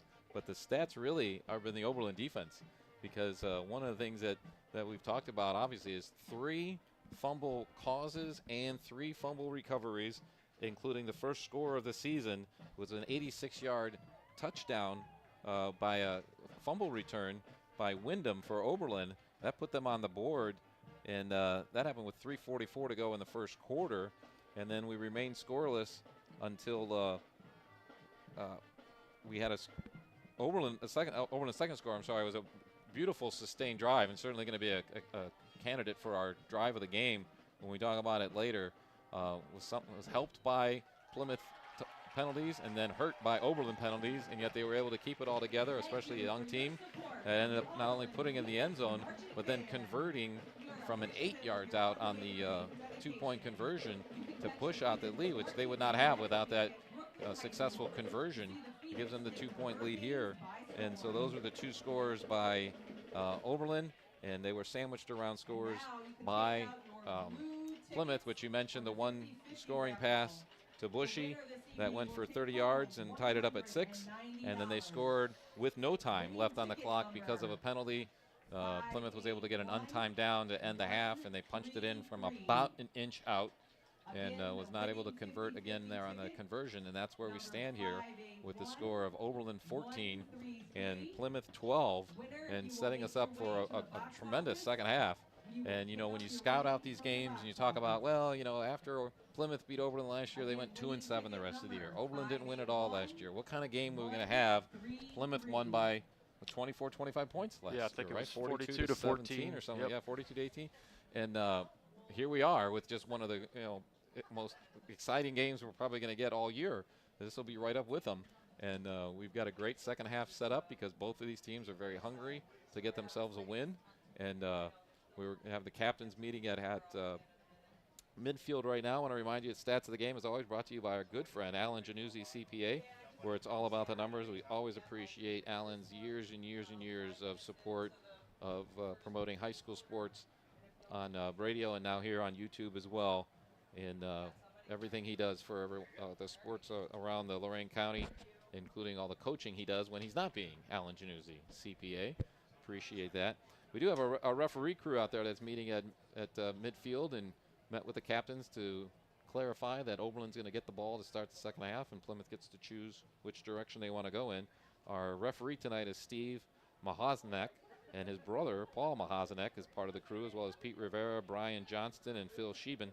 And our referee crew brought to you today by Justin Miller, Esquire, serving your legal needs. So we appreciate Justin Miller being a part of Lorain County sports, as well as so many of our other sponsors, including Janasco Insurance, the protection you need, the service you deserve, and Jones Bones Barbecue and Grubs, smoking good barbecue. That sounds like a place to stop on the way home, right, Mike? We need to do that. And appreciate everything everyone does to make sure these broadcasts can be possible, and appreciate the debut of my partner, Mike Rush. How's it going so far? It's going great. You know, we've had a great game here so far. I'm really interested to see the second half. How does Oberlin respond? As you mentioned, they're hungry. They've lost 11 in a row. You know, how do they come out? And, you know, oftentimes in football, if you can just avoid the big mistake, you can be the team that comes out on top. So which team can kind of avoid those mistakes, those self-inflicted wounds, and they'll be in a great opportunity to win this game. I was concerned that the sound I'd hear when I turned it over to my partner after he spent his first hour and a half with me would be the sound of his car starting and driving away and say, I can't stand this guy anymore. But hey, thanks for sticking it out. Yeah, I'm still here. You know what? You're literally halfway there. If you can put up with me for one half, you can probably put up with me for a whole season. I'm happy that you guys are out there watching and listening to us on the Lorain County Sports Network here on YouTube as we're teeing up the second half, and it's a kind of a squib kind of kick. Fielded about the 26-yard line by Rosenthal. Takes a shot as he runs to the left hash marks and gets it across the 35. And I'll tell you what, if we look at Oberlin's play chart, and they have started their drives. How about this? Oberlin started the drives at the 35, the 37, the 37, and now guess what? The 36. So if nothing else, there's a lot of consistency on where Oberlin starts their drives. As 4 seconds ticked off the clock as Rosenthal returned that. Now there's some confusion about the Plymouth team kind of retreated to midfield, and now they're coming back to the ball, and Oberlin huddling from the sideline and going straight to the line of scrimmage. As we're ready and rolling here in the second half on the Lorain County Sports Network, Oberlin trying to build on their 2-point lead that they took into the halftime, and Drew Walter back there. No, is it Walter still? Yes, Walter takes a snap, spins, pitches it out to the right side. Once again, Oberlin attacking the perimeter, using their speed. Nice first down gain for them. Let's see if they can churn out another big drive. Again, we talked about in the first half, the way these two teams play, there's not a lot of possessions left in this game, the way these teams eat the clock. So you really want to maximize your time with the ball. Smith gets it out to the 40, be 2nd and 6 for Oberlin here on this opening drive of the second half. And we did see one really nice sustained drive, but because of those fumble recoveries and one of them being returned for a touchdown, we actually have not seen a whole lot of the Oberlin offense, plus the time of possession and the way Plymouth approaches the game offensively. They really hog up the time of possession. So see what Oberlin's offense, hopefully fresh here. Walter again, this time spinning to the right, back to Smith. He goes around the left side, and just this time getting back to the line of scrimmage. So going to bring up a 3rd and long. There's nothing going on that one. Yeah, nice job by Bushy there on defense, being that contained man, turning it back into his teammates, so he couldn't get the edge. And we say a lot of the same names we said for the offensive stats. You mentioned Bushy. Both teams have a lot of players going both ways. We had a Division 6, Division 7 schools, so we know there's not a lot of, potential players in the building to begin with of the school year, let alone getting them out of here. So conditioning definitely becomes a big factor here, especially early in the season. As we got 3rd and 6, Oberlin back at the line. Walter in the shotgun formation. Smith in motion again, this time around the right, takes the flip again. Getting around the outside, and Smith does get about to the first down marker, but I think you're going to see a push in the back from Rosenthal trying to get some space for Smith going around the right side. So that one's going to come back and be a penalty on, actually calling holding. That one's going to come back. I think Smith, I'm not sure where they marked him out of bounds, but he was really close to the first down marker, and knowing what we've seen and not seen from the punt team from Oberlin, I'm assuming they would have gone for it on that one, but this one's going to mark it back beyond the sticks and make it a 3rd and went from a 3rd and long to a 3rd and really long as Pete Rivera marches this one all the way back past the 30 out to the 27-yard line. So huge penalty because it's a spot foul, and that penalty was in the backfield. So ends up being a loss of 13 on the penalty for Oberlin. And 3rd and 17 here. Walter takes a shotgun snap, rolls left, throws left. He's got a wide open Wyndham, but he overthrew him. Wyndham had dropped right where he needed to be between the backs on the left side of the Oberlin offense, but had a little too much mustard on that one, went into the Oberlin bench, and it's going to bring up 4th and 17. So what do you do now if you're Oberlin after we saw what happened on the first attempt to punt? Well, looks like their punter's coming out there, so, this is something obviously you work on in preseason. You got to be able to execute the snap. You got to be able to get this kickoff and try to change this field position at least a little. And they don't look to be coming out with a tremendous amount of confidence. There's a lot of guys talking to each other and figuring out what they're doing, but they're getting a little break because we've got a equipment malfunction from Rosenthal, so the referee stops so he can correct that. That's a safety issue, so that gives Oberlin's punt team a chance to kind of get in position. And they also use a very short snap. The punter is, to me, it was within 6 yards of the line of scrimmage. That punt's a little high, drops the ball, but has enough time from the block. Great punt. Gets it all the way out, bounces at the 41, inside the 40. And the Plymouth return man was somehow trying to recover it. I don't believe Thompson, number 6, never touched it, and for some reason he was attacking the ball as if he did. Right, but why? That was the question. Why was he? So the Oberlin player came over and said, boy, if he touches this, I'm going to get that. And unfortunately, I hope it's nothing more than kind of maybe he landed on the ball or on the player and knocked the wind out of him. But we've got the Oberlin player that was down there chasing after that punt as it bounced sideways on the ground. And medical people and trainers are going to attend to that person as Plymouth will be starting the drive from, see where they mark it, probably right at the 40 is where the player is, but I thought maybe it had bounced past the 40 to the 39. But either way, Plymouth is going to be in very familiar territory, start this first drive of their second half. And if you're just joining us, Plymouth came out, took the opening drive of the game, and really pushed the Oberlin defensive line backwards for the first 3 plays. And the next thing you knew, Oberlin's defense really responded well and has caused 3 turnovers, recovered all 3 fumbles that they've caused, including returning 1 for their first score of the season, first score of the game. And we're getting our injured player up on his feet and kind of not looking 100%, is hobbling around, but that's Julian Anderson coming to the sideline, but he was hustling down to try to cover that punt. And like I said, if even just got a fingernail on that from the Plymouth player, that would have been an Oberlin football at that point.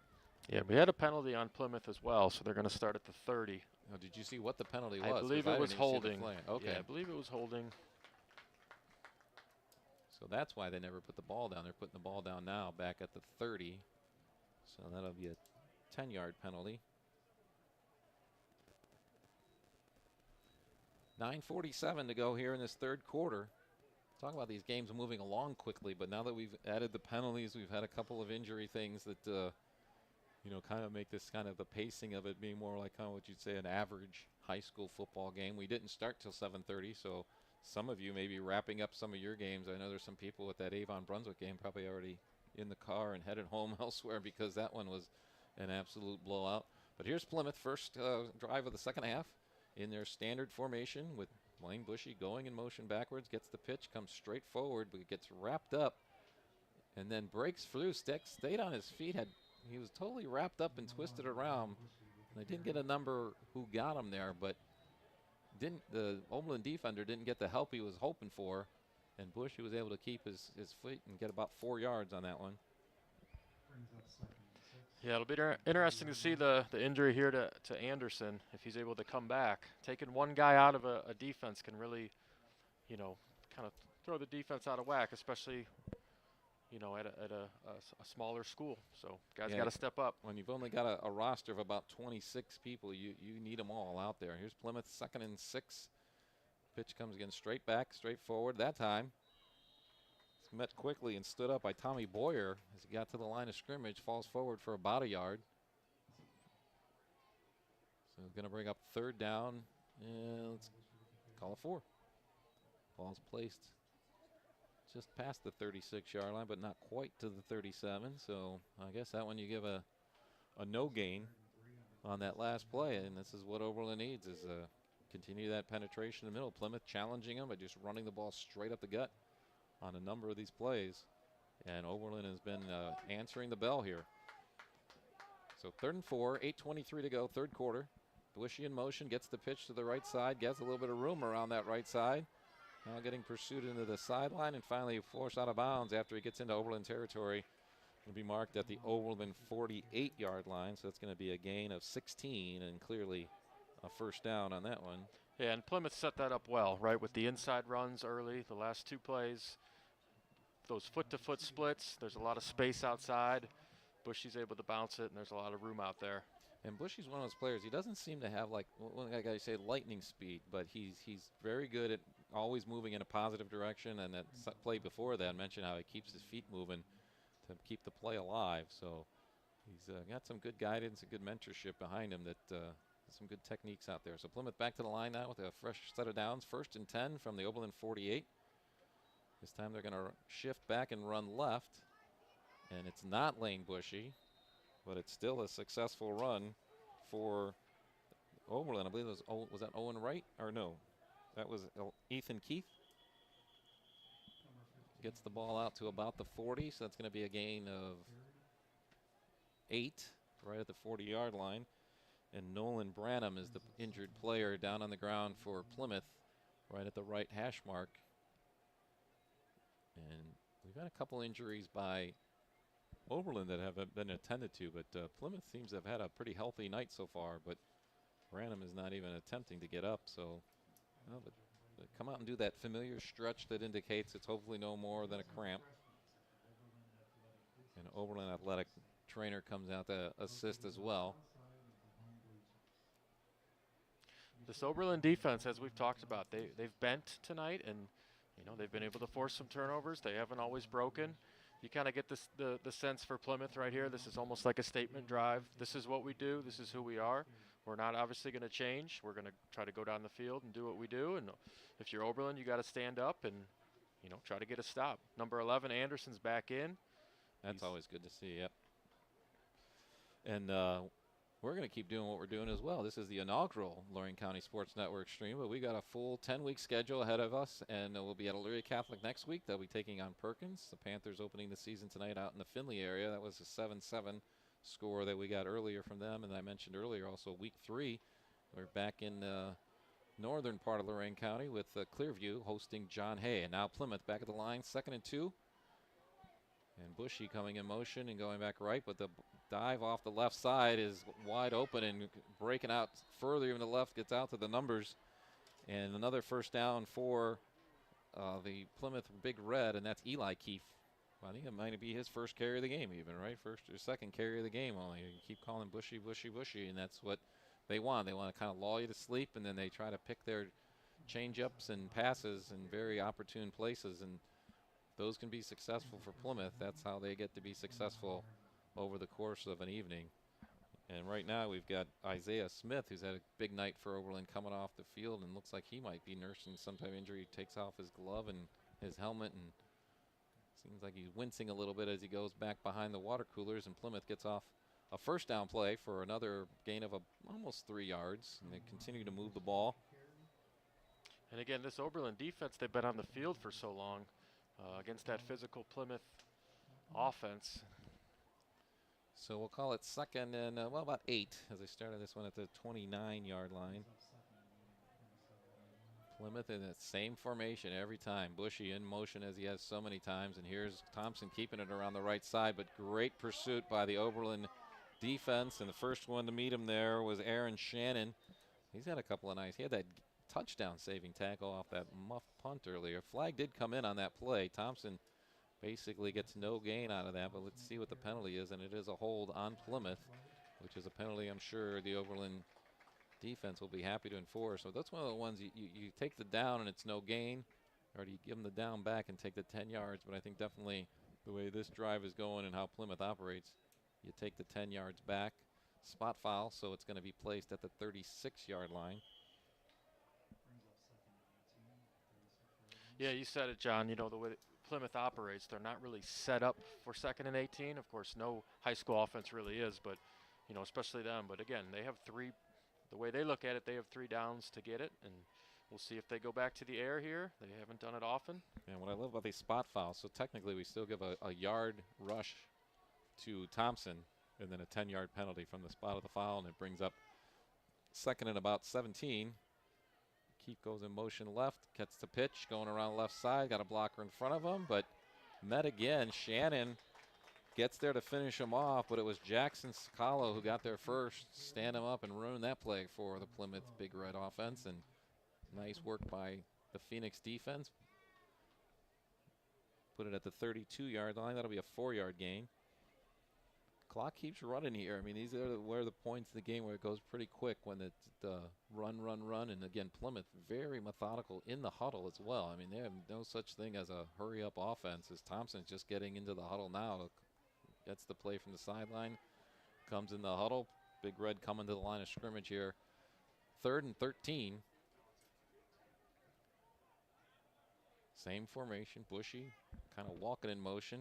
Fakes the pitch to him, goes back left side and wide open. This one's going to be a stroll into the end zone for Ethan Keefe from 32 yards out. Yeah, there you see everybody on that Oberlin defense is keyed in on Bushy. Nobody stayed home backside. Yeah, it's an easy touchdown. He literally took the handoff off the left guard. The hole was wide open, and after that, he went untouched all 32 yards into the end zone there, and that gives actually, ironically, Plymouth their first lead of the game, 18-14. First time they've been up on the scoreboard. We had a 6-6 tie earlier. Otherwise, Oberlin's been holding the lead for the majority of this game, but with 5:20 to go in the 3rd quarter, Plymouth is taking the lead and now going for 2 again. And they'll come back with their same offensive formation that we see all the time. That's Keith back on the right wing, and Bushy in motion, fakes that he's getting the pitch. It's Thompson taking it straight up the middle, and this time I did not get in again. I thought maybe he was getting close, and I thought maybe he got the ball over, but Oberlin's defense holds again. Looked like he fumbled in the end zone, actually, recovered by Oberlin. Is that what I saw going across the goal line? Okay, just the ball, not the player, but either way, it's an unsuccessful conversion, and we've got a score of Plymouth 18, Oberlin 14 with 5:20 to go in the 3rd quarter. We'll be back right after this on the Lorain County Sports Network.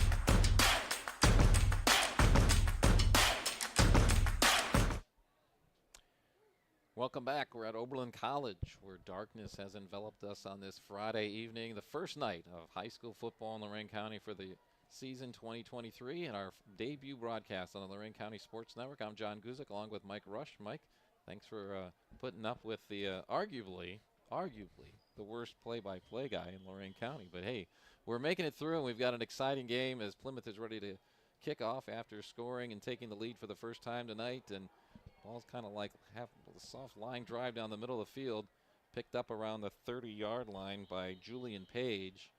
and he fights his way back to the 35. So,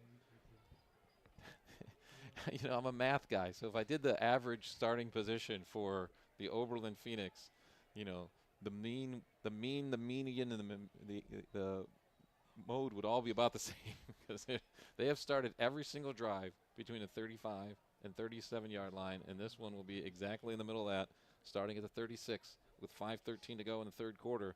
Plenty of football to be played. The clock does move quickly when the Plymouth offense has it, and they don't stop the clock a lot. They take their time in the huddle, but a score here and Oberlin's back in the lead, so this is a big drive, and we'll see if Oberlin can create the excitement they had in the first half when they had the crowd into it. Crowd's kind of sitting on their hands a little bit here in the third quarter. Got to get them lighted back up, and start with a run off the right side that just basically goes nowhere for the Phoenix. Yeah, you said it, John. Another response drive for Oberlin. They answered Plymouth's first touchdown in the first half with that long drive. As you said, these possessions they go quickly. They know if they give it up.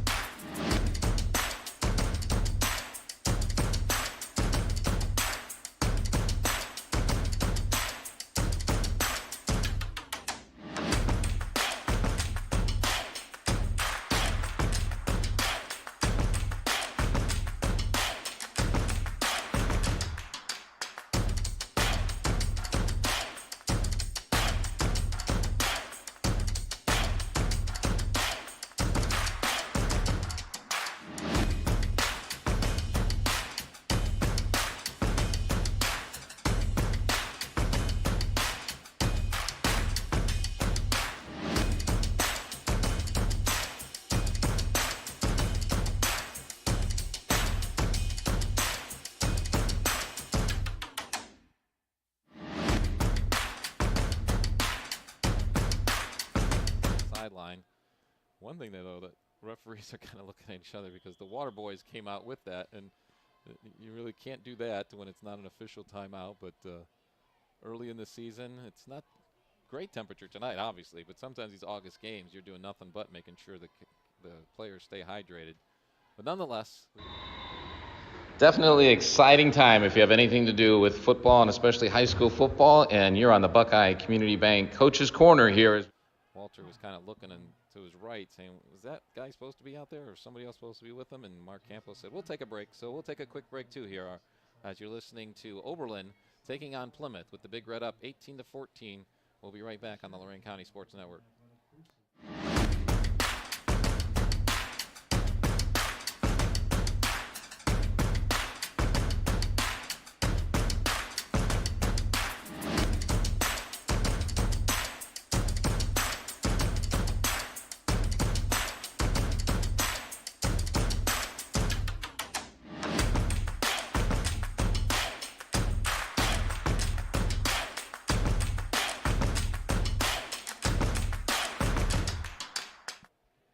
Welcome back to Oberlin College, the home field for the Oberlin High School Phoenix, trailing Plymouth 18-14. That timeout brought to you by Lorain County Recorder Mike Doran, securing and organizing real estate documents. And Oberlin trying to add some real estate to this drive and keep it alive on a third down. Pitch out to the right side to Smith, and he gets spun around and pulled down around the 42, maybe 43-yard line. And they give him a gain of 5 on that one. It's going to bring up a fourth down for Oberlin. And trailing, and the thing about Oberlin, you can see there's some hesitation with their kicking game. And obviously the first time they tried to punt, had a bad snap, ended up with a 33-yard loss that Plymouth ended up turning into a touchdown with just a 14-second drive. On the second punt, they had a drop snap, but they were able to get the punt off. It actually wasn't a bad punt. Put it nicely into Plymouth territory, and Plymouth ended up committing a penalty that made him go back even farther. But now with fourth down coming up in 4 here, Oberlin's seeing a little bit more kind of confusion of what they want to do on offense. And Oberlin head coach Mark Campos says, I'll take timeout number 2 here with 3:13 to go in the third quarter. and Plymouth leading 18-14. Mike Rush, what are you seeing down there? What do you think the conversation is about whether or not we're punting, going for it? What are we going to do? Well, I think I echo your statements. Earlier there's been some lack of execution at times. So at this point in the game, what's really best? Should they keep their offense out there? I mean, what are they going to get out of a punt? Again, you have to factor in if you do punt it away, are you able to get a stop, and how long will that take? So I think that's the discussion here. The punter is outside the huddle right here, so it looks like they're going for it. And it'll be interesting to see what the play call is, really. I always like this, especially at the high school level. If you don't have a strong punting game, how much yardage, it's kind of that risk reward thing. If you don't get it here, how much yardage are you really giving up? But if you do get it here in a game like this where you're trailing, makes all the difference in the world. So here we go. We're shifting off Quinn Jackson to be split wide to the left as Drew Walters in the shotgun formation. And now we've got motion from Smith coming around the left side, gets the ball on the right side and tackled and brought right down at the 45-yard line, which is going to make him short of the first down, and will give the ball over to Plymouth on downs on that one with 3:06 to go in the third quarter. And Plymouth getting the ball in Oberlin territory to start this drive, and a chance to build on their 4-point lead. Great job by that Plymouth defense, that second level, that secondary coming up with urgency, coming downhill to meet that ball carrier. Big stop. Could be the biggest play of the game here, so far. We'll see how it plays out. As we wait for the Plymouth offense to get back on the field, we remind you, we want to say thanks to Brian Victor of Howard Hanna. Brian says enjoy the game. We enjoy having Brian part of our broadcast tonight. Also, Barber and Black, calling themselves the official barber of Lorain County. Who's your barber? And also thank the people at Erie's Market in Lorain, home of the Cool Cat Combo. Appreciate having them. Plymouth brings their offense to the line, 1st and 10, 3:06 to go. Same formation we've seen all night long, Bushy in motion. This is a quick dive up the middle as Eli keeps it, gets the ball across the 45, give him a gain of 3. Yeah, starting to use Bushy more as that decoy, right? Send him in motion, letting the defense float to him, and using Keefe as kind of that secondary back. When you know what the Plymouth offense, because we didn't mention John Gillum, who's the first-year head coach here at Plymouth, he's a Plymouth grad. Only 9 years ago, so he played and the previous coach was there for 16 years, so he's incorporated that same style, and they know how to kind of time things out. And this time it is Bushy going over, stretches it outside the end here, and gets himself close to a first down, probably right at the white line of the 35-yard line is going to be enough for a first down and move the chains. The gain of 7 for Bushy. Now's the time. It's still third quarter, so plenty of time left, and the fact that Oberlin has caused 3 turnovers already today means that we got a lot of football left to play. But this is the time of game where Plymouth really takes their time in and out of the huddle, running the ball every time, doesn't stop the clock with any incomplete passes. We're already under 2 minutes here in the third quarter as Plymouth back to the line of scrimmage. Keefe shifts back right, gets the ball and goes left. And this is the same play as the last touchdown, and he is going to go all the way to the end zone. He does get touched that time. Did his knee touch before he went in? No. They come in give him the score. Almost the identical play as the last touchdown, as that was Ethan Keefe running around the left side on that one, and he goes 35 yards for another Plymouth score, and that is something that's really going to hurt the Oberlin cause here, as the offense has just not been able to produce any points beyond that first half touchdown, because it was the defense that scored the first score for Oberlin. So we need to be able to bring something up from the Oberlin offense when they get the ball back. But first, Plymouth's going to try to convert now that they're up 24-14 with 1:37 here to go in the third quarter. Going to go for 2 again. Thompson back under center. Got a motion man to the left, but he's rolling right, and he was a keeper, I think, all the way, and he does make that conversion. That's the first time Plymouth has been able to convert an extra point. Puts them up 26-14 with 1:37 to go here in the third quarter. We'll be back with more. Oberlin's getting the ball back here on the Lorain County Sports Network.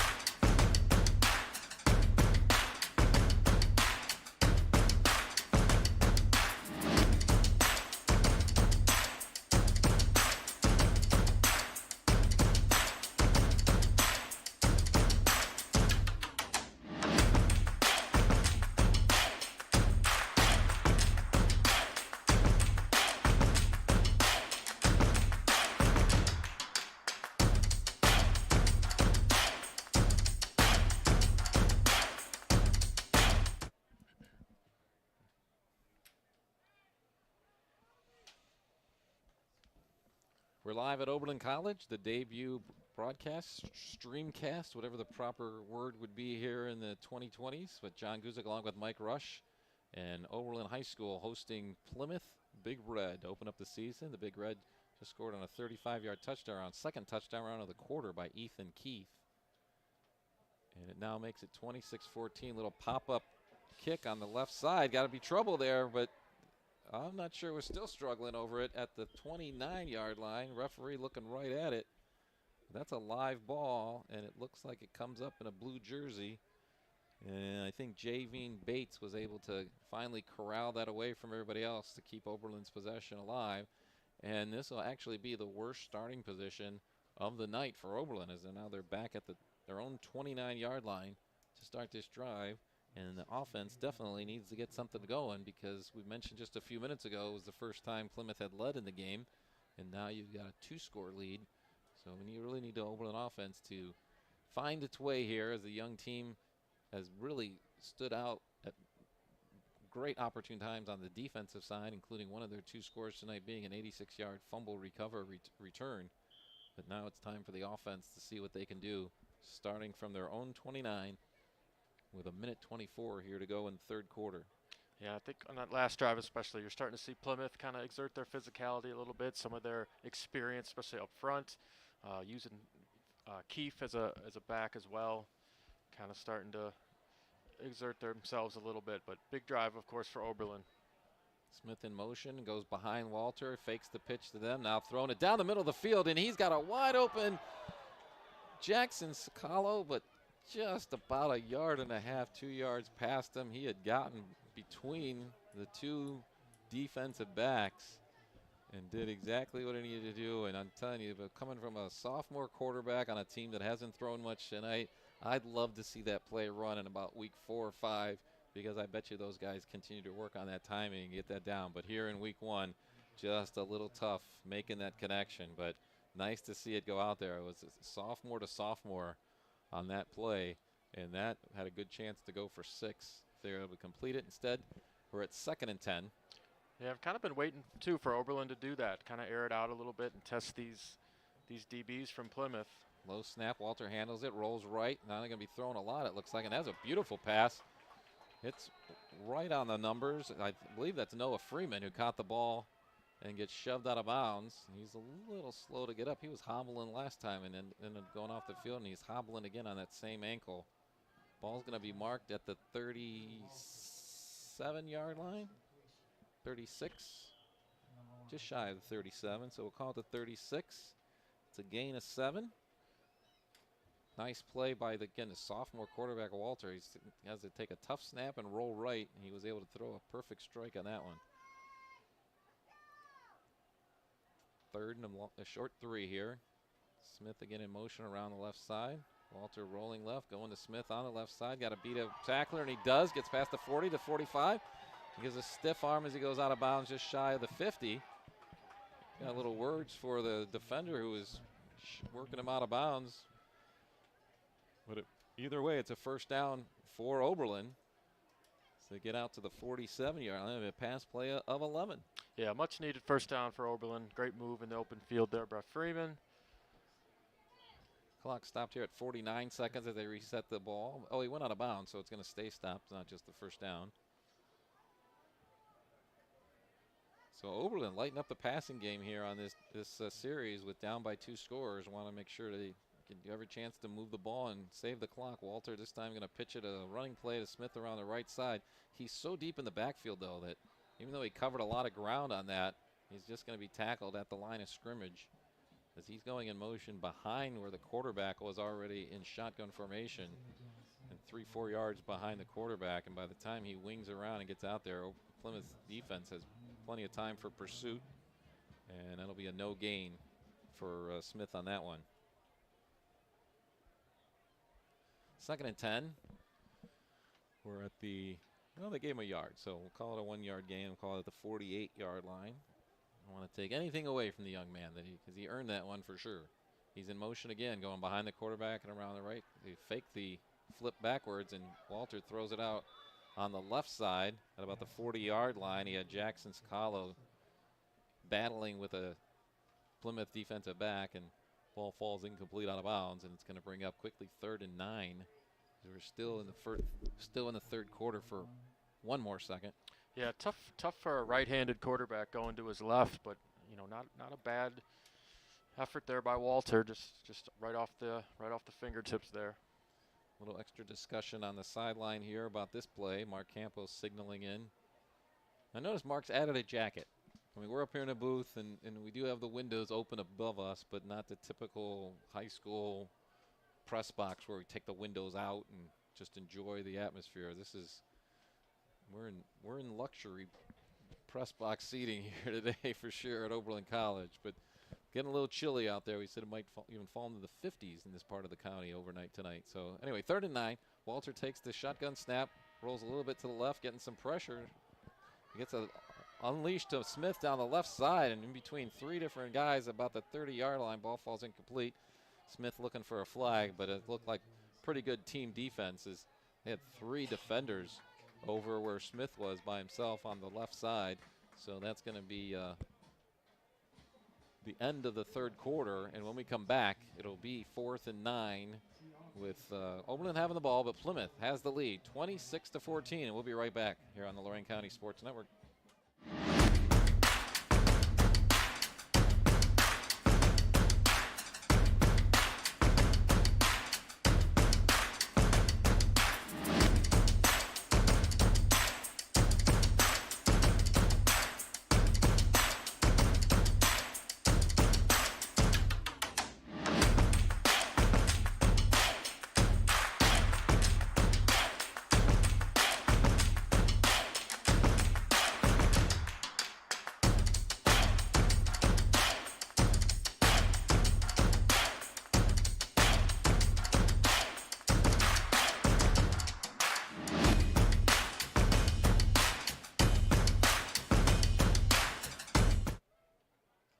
We're back here at Oberlin College on the Lorain County Sports Network in association with WOBL and WDLW Sports Department. We're happy to be bringing you this inaugural stream.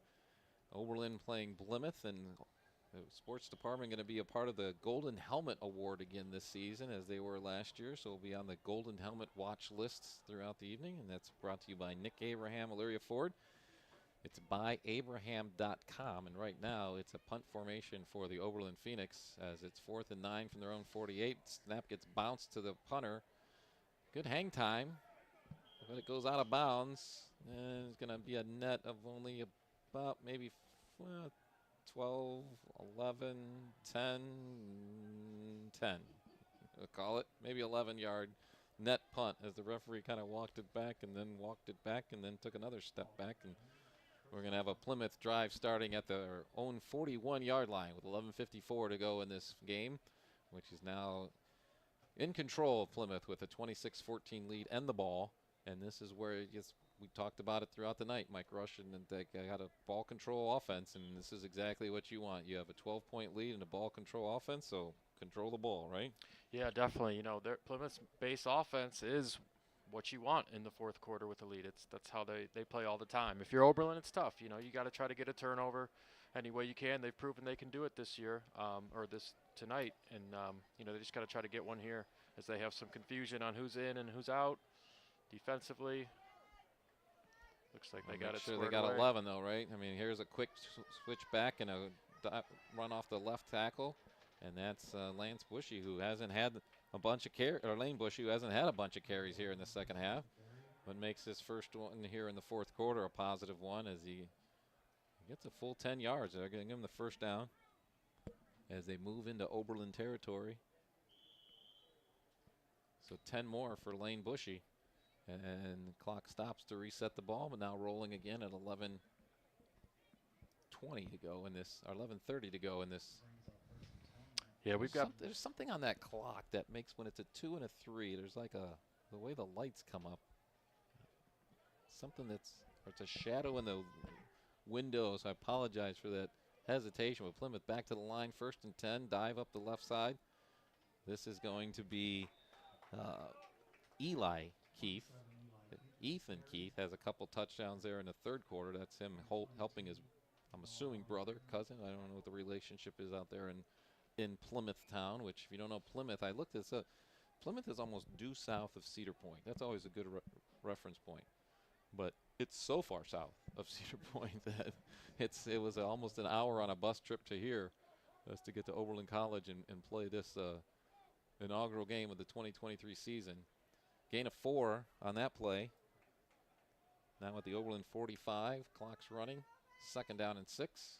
Bushy in motion going backwards, gets that pitch back and goes straight over the right side of the line. Cuts it back a little bit to the left and continues to carry some Oberlin defenders with him past the 35 all the way down to the 33-yard line.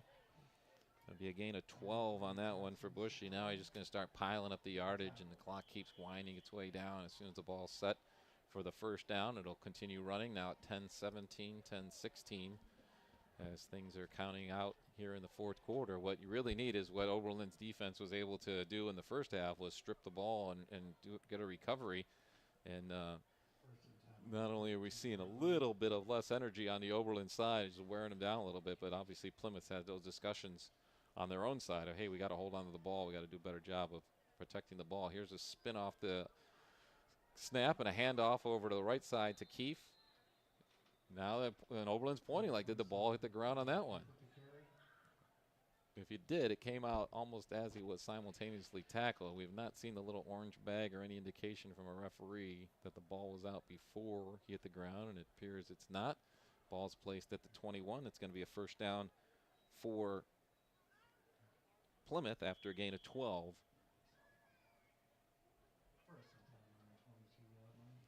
Now things start to get a little bit anxious for Oberlin because not only are they down 2 scores, but Plymouth is kind of having their way on this drive, pushing down. So I think you'll see a lot of the guys from Oberlin try to go for that strip of the ball and try to get it back that way. As Plymouth fakes the pitch and gets some pressure right away is Thompson. Now he's got to scramble his way off to the right side, and he's met right before he gets to the line of scrimmage and driven backwards. Great defensive play by Oberlin. That was Julian Page who made Thompson scramble off to the right side. And then Noah Freeman came and just finished things off, and it's actually going to be a loss of a yard for Thompson on that one, back to the 22. Way to step it up, Oberlin defense, right when you needed someone to make a play. They got 2 guys making the quarterback scramble. Yeah, kind of surprised Plymouth tried to, put it in the air there, but smart decision by, the QB. If it's not there, don't try to force it. Don't make a mistake. Try to eat it and just play the next play, knowing you have the lead in the 4th. So 2nd and 11 for Plymouth as they come up to the line. And we never really have to describe the Plymouth offensive line because it's pretty much always the same. It's just a matter of which Keefe or Bushy's going in motion. This time they are throwing it down the left side. It's a short pass. There was some contact by the defense because he had his back turned to the ball and didn't realize it was already out there, but that ball was thrown very short, and Bushy was the intended target again on that one, and that was Jason Sacalo on the coverage on the right side of the Oberlin defense. So going to bring up 3rd and 11. A couple of nice plays by the Oberlin defense after we just mentioned how they kind of been pushed up the field here and someone needed to make a play. Here's the Oberlin defense making a play, but like you said, kind of surprised Plymouth is putting the ball in the air. Yeah, that might be their pass limit for the game right there with Plymouth. I don't know that they'll try another one, but you never know. 8:16 to go in this game. Plymouth now going to pitch it right side. Bushy, when you need a play, who are you going to give it to? You're going to give it to Lane Bushy, and he's got himself inside the 10-yard line, so it's going to be 1st and goal for the Plymouth Big Red as they're going to mark that one down at the 9-yard line, so a gain of 13 for Bushy. And we mentioned how Oberlin's defense had a couple of nice plays when they needed them, but if you're the Plymouth offense this year, you need a big play, you're going to Lane Bushy, and he came through and takes it around the right side. And now you got 1st and goal inside the 10. Yeah, we've got Bushy for 22 carries for 151 yards. So, and it actually seems like more, but a lot of times in the 3rd quarter they were avoiding him, and Keith had the 2 big touchdown runs. This time Thompson's keeping it around the right side, darts back into the middle, and then nothing was there, and gets about 4 on there. They got it marked at the 5-yard line, so give Thompson a gain of 4. Brings up 2nd and goal from the 5-yard line. Clock ticking at 7:31 to go in this game. Plymouth up 26-14 over Oberlin. Oberlin did either tie or lead the game well into the 3rd quarter, but it was after being the Lane Bushy show for Plymouth in the 1st half. And even on this drive, it was Ethan Keith who had touchdown runs of 32 and 35 in the third quarter, and that is what's turned this game around. Plymouth trying to add to that now.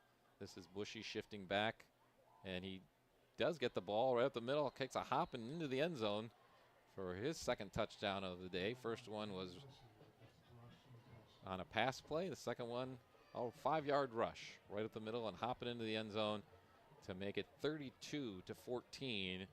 Plymouth with 6:59 to go in this game and an extra point conversion coming.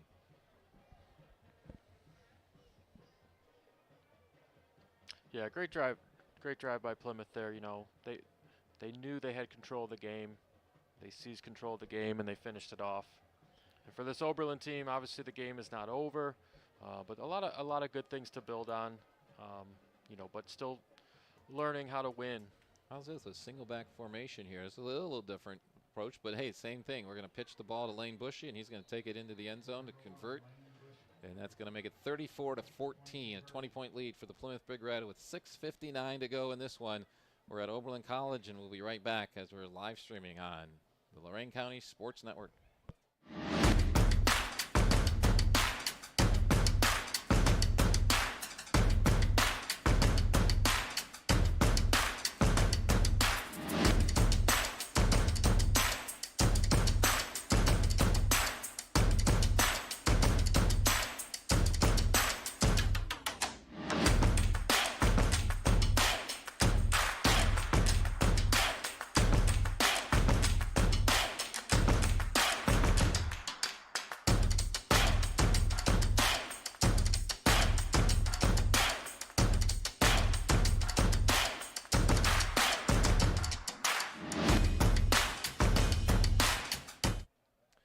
We're live back here at Oberlin College as somehow or other the teams are going in the wrong direction as they're getting ready to kick off here. Not sure exactly how that happens at this, but it is the first game of the season. It's our first game streaming here. John Guzik along with Mike Rush.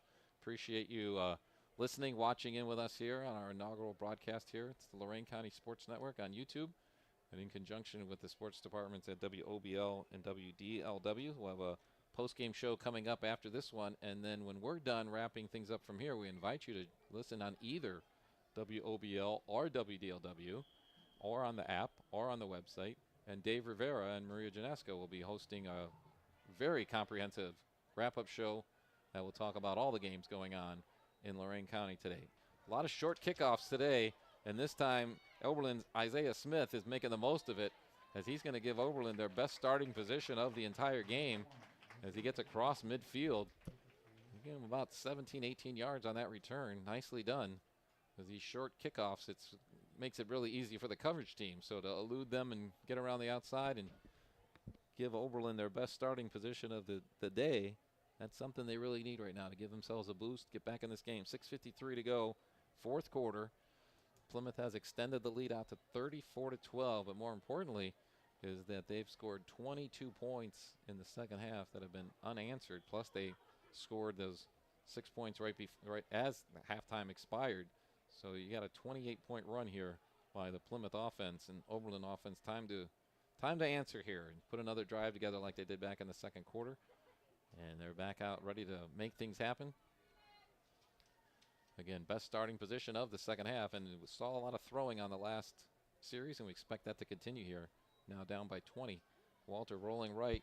Kind of a broken play because Isaiah Smith is still kind of in motion behind Walter, and then he stopped. So I don't know if he was expecting the ball or the ball got snapped early or what happened there. But either way, it's a bad start for Oberlin as they're going to lose 4 on that one.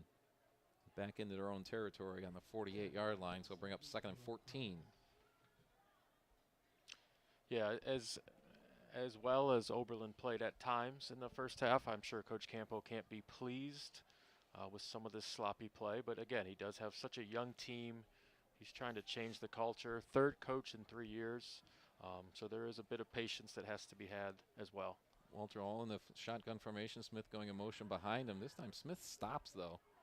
Passes out for Rosenthal, and he's open. He gets some space in between him and the defender. Makes a great catch about the 35 and then taken out of bounds at the 31. Well done.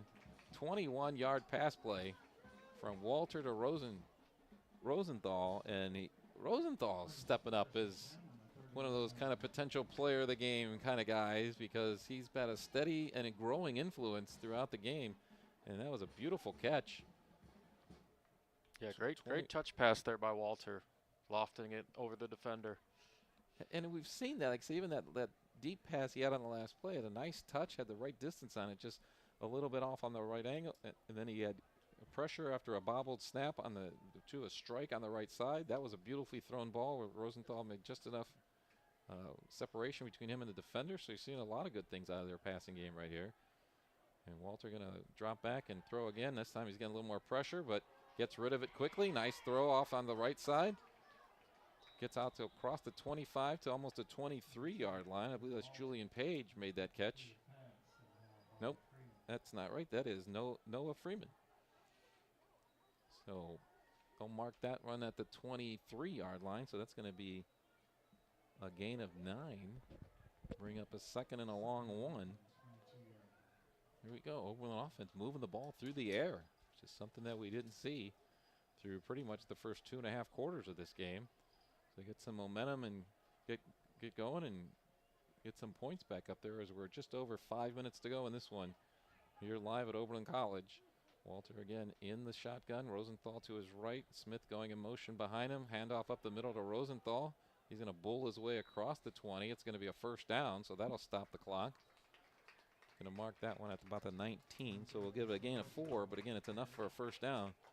And the second first down that Rosenthal has charted up for the Oberlin offense on this drive. And now they're in the red zone. The red zone brought to you by I-90 Nissan.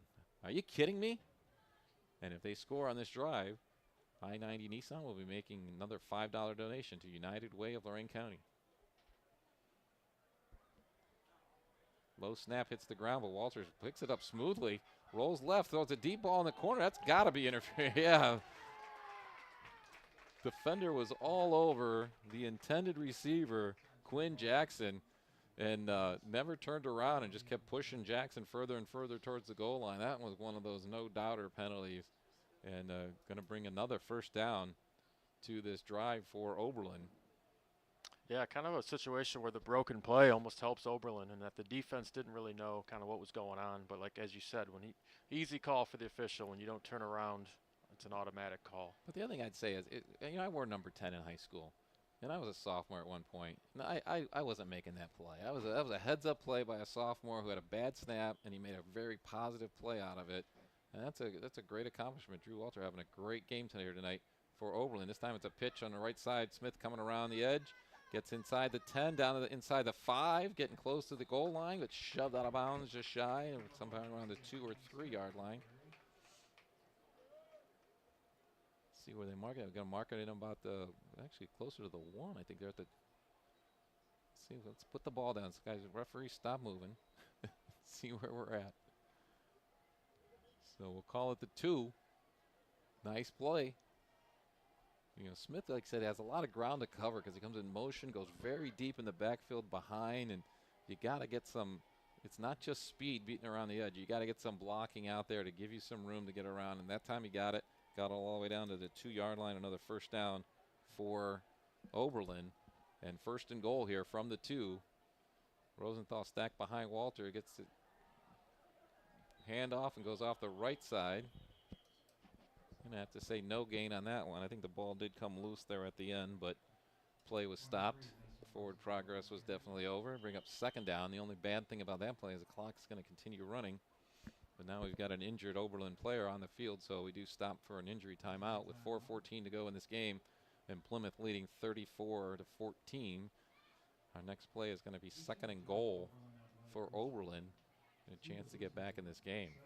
So we've already seen short little pooch kickoffs. I don't want to think too far ahead because you got to put the ball in the end zone first, but you definitely get to the kind of the excitement part. If you can score here, you know you're going to see some type of trick or onside. Absolutely, kickoff. yeah. Again, fun game here for the start of the season. And we get spoiled because we get to be here in Oberlin College's press box. Next week, it's going to be a little different. So for those of you who don't know the history, we'll be at Elyria Catholic next week. Elyria Catholic had some problems with their grandstands last year. So the grandstands were unusable, but we were able to use the press box. So during the offseason, they got everything torn down, built back up the grandstands, but the press box isn't in place yet. So they're using the visitor side press box, which is significantly smaller than the home side, but just enough room for the home team coaches, the PA announcer, the timer, the scorer. So there is no press box for the visiting coaches or media. So we're going to be really, really hoping for dry weather, and I already checked that. It's positive weather for next Friday right now. Here's Oberlin trying to put it in from the 2-yard line. Low snap, bobbled, still on the ground. Walter's just got to cover it and going to lose yardage back to about the 6-yard line. You know, it's interesting that Oberlin has not shown the ability to go under center with their quarterback, especially being down this deep at the 1 or the 2. You know, that's one way to try to eliminate those exchange problems, is being able to convert your offense under center. Well, it's one of those other things too. I know that, you know, when we were down on the field earlier, it was hard to get a word with Coach Campbell. He definitely had his game face on, and they've already talked about different culture there and holding guys accountable and, you know, being at practice and all that stuff. So it might just be like, guys, here's what we're gonna do. Let's figure a way to do it right here in the first game. But now you've got 3rd down, and as Walter's ready to take the snap, I think we got a timeout from the Plymouth sideline as Coach John Gillum comes on the field. So he takes a timeout. We got 3:09 left in this game with Plymouth up 34-14. We'll be right back on the Lorain County Sports Network.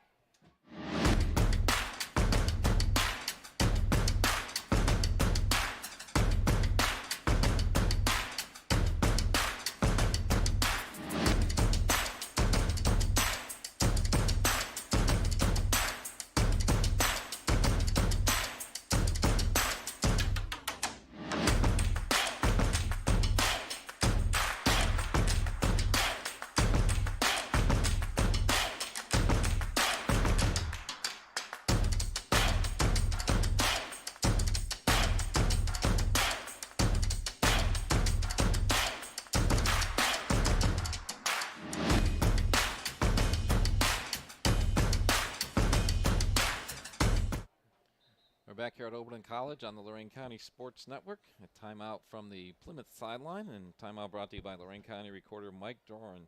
Securing and organizing real estate documents. Appreciate all of our sponsors who help make this possible, not only here on the Lorain County Sports Network, but on WOBL, WDLW. And that's where we'll be having our post-game show coming up. 3rd down, goal to go, 6-yard line for Oberlin. Got to put it in the end zone here. Walter takes a nice snap there, but gets pressure immediately, avoids the first wave, runs right. He's got a guy in the back of the end zone. He only needs 1 foot in, and he's got it. Touchdown. As he runs out of the picture here, we got to find out who that is. And completed pass goes to Noah Freeman in literally the back corner of the end zone. I mean, from this angle, it looked like it was perfectly played, because in high school, you just need that 1 foot in, and he had that 1 foot when he grabbed the ball. As long as he grabbed it cleanly going into the dark recesses of the corner, we're good to go. And that touchdown means another $5 from I-90 Nissan to the United Way of Lorain County. Yeah, Are you kidding me? What an athletic play. You know, they may not go on to win this game, but I think they've found their quarterback. And I know he played a little bit last year as well, but you know, what a athletic play. So makes our score 34-20. Certainly Oberlin going to go for 2 here. Walter back in the shotgun formation with Smith going way around the left side in motion. He was looking for him to pick him up. Goes with the short receiver, but the ball bounces before it gets to him, and it's going to be an incomplete and unsuccessful conversion. So leaves the score Plymouth 34, Oberlin 20. There's 3:01 to go in this game. We expect an onside kick or something of that magnitude and fun when we come back on the Lorain County Sports Network.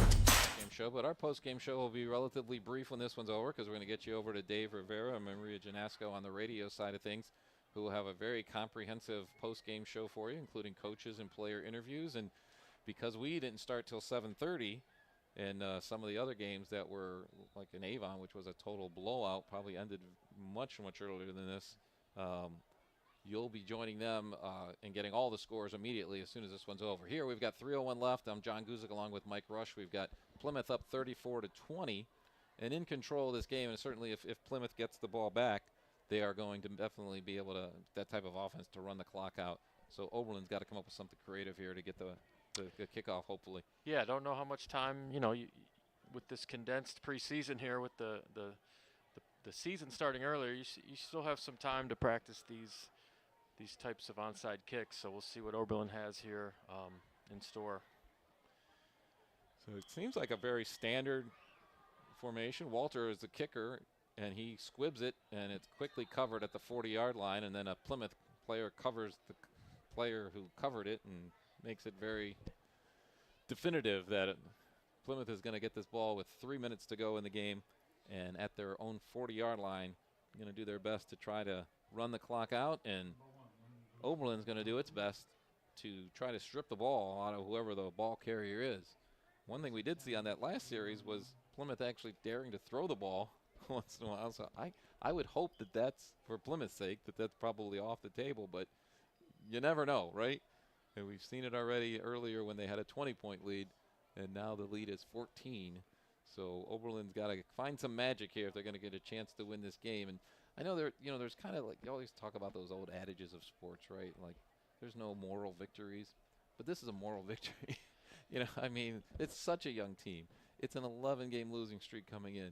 They did so many good things in this game that you can build off of. It's not a team you look at and say, oh boy, here we go again. It's a team you look at and say, wow, I wonder what this team can be like in week 5, week 6, week 7, especially if they can stay healthy. So kind of victory formation sort of thing for Plymouth, but they turn and spin and hand it right up the middle. And here's where the Oberlin defense is going to stand them up and try to rip the ball loose, but not able to do that. And for the Plymouth running back, is able to get probably another 4 or 5 yards as he kept his feet moving and kept fighting forward. So that's going to be a gain of 19 yards to start this drive for Plymouth. And, of course, clock will start running again as soon as the ball is set for play. And we're down to 2:42 and counting as we head to the end of this one. Plymouth up 34-20. Yeah, like you mentioned, John, a lot of good building blocks here for Oberlin. You hate to use that term, and I know Coach Campbell probably won't want to use it, but a lot of good things to build on. They're young, as you said, and they're learning how to win, and it's a team that'll definitely get better. You can see it as each week goes on. So here's Plymouth back at the line of scrimmage, 1st and 10. A little flip back. I think that's Bushy going straight up the middle.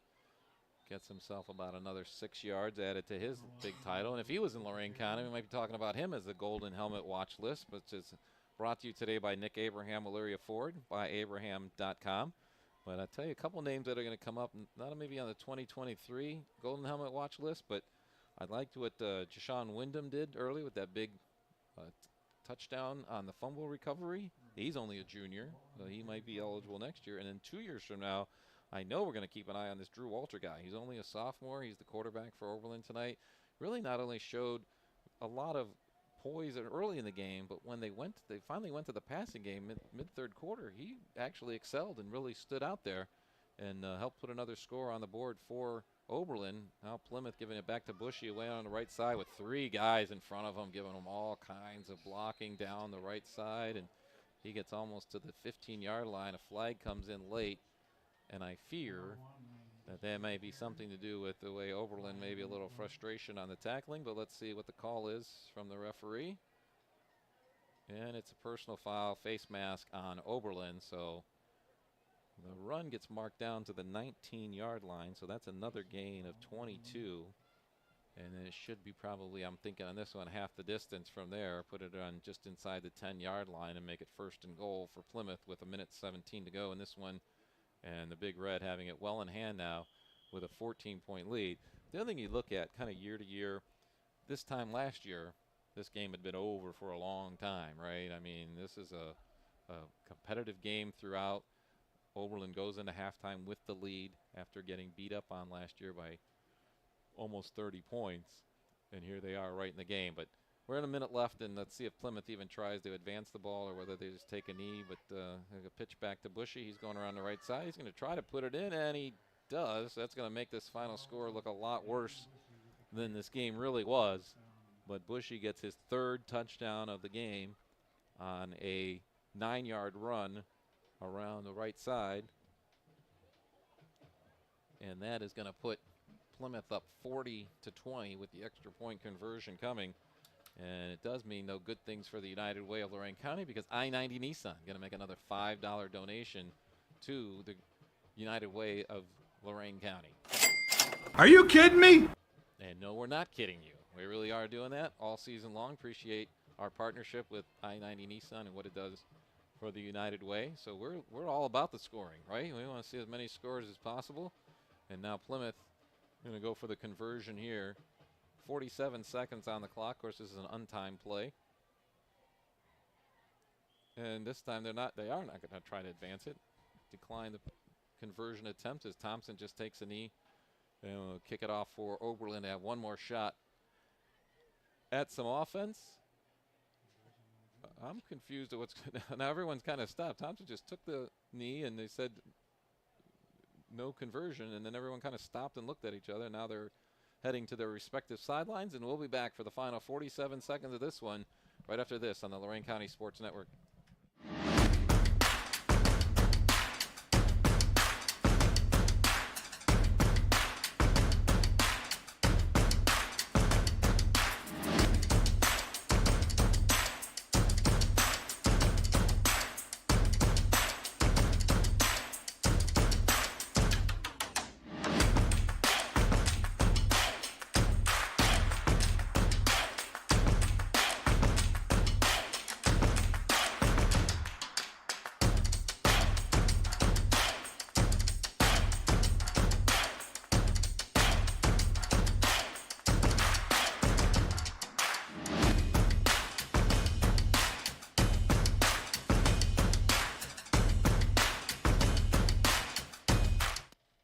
47 seconds left in this one. If you're just joining us on the Lorain County Sports Network, you think, oh, 40-20 Plymouth over Oberlin. That went about the way we expected, but it did not. I mean, Oberlin played an excellent game, had the lead at halftime, and we saw some exciting things in the second half as well. Here's a bouncing kickoff to the left side of the Oberlin return squad and picked up about the 32. Gets it out to about, guess where? The 35-yard line, where all but one Oberlin possession has started within 2 yards of the 35-yard line. So why should this one be no different?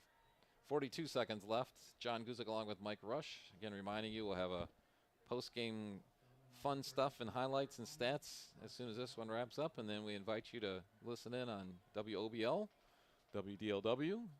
You can listen at 1320 or 1380 AM. You can listen at 98.9 or 107.7 FM. You can add the app, which is actually the best way to listen. It's an easy and very, very reliable app. I don't know how much listening you guys have to do with the audio apps, but we're very fortunate to have a very reliable one, and not all of them can say that. And then you can also listen through the station's website as well. But Dave Rivera and Maria Janasco will have post-game highlights, scores, conversations with players and coaches from all over Lorain County, because we got 13 different games tonight. No Lorain County teams were playing each other, as the venerable Jim Allen pointed out in the pregame report that he had. Drew Walter takes the shotgun snap and takes the knee, so that's going to put an end to this one with a 40-second play clock and only 37 seconds left in this one. So Oberlin decides to pack it in, and we're going to have a final score here today of the Plymouth Big Red 40, Oberlin Phoenix 20. We appreciate you being here. Stay tuned. We're going to wrap things up, and we come back here in just a minute on the Lorain County Sports Network.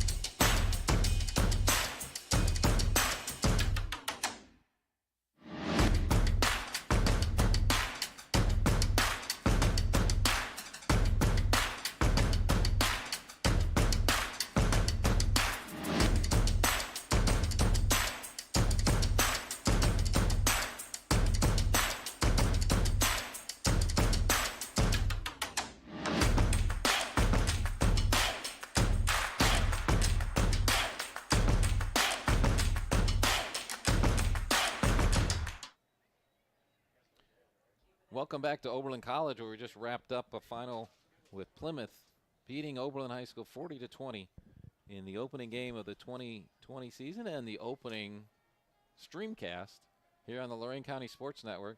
John Guzik here along with Mike Rush in the very pristine and beautiful and luxurious press box confines of Oberlin College. Appreciate having games here. And we're going to be back here later in the season when Oberlin hosts Black River, and we'll remind you that all the Oberlin home games will start at 7:30. But next week we'll be starting at 7 o'clock as we'll be live from Elyria Catholic.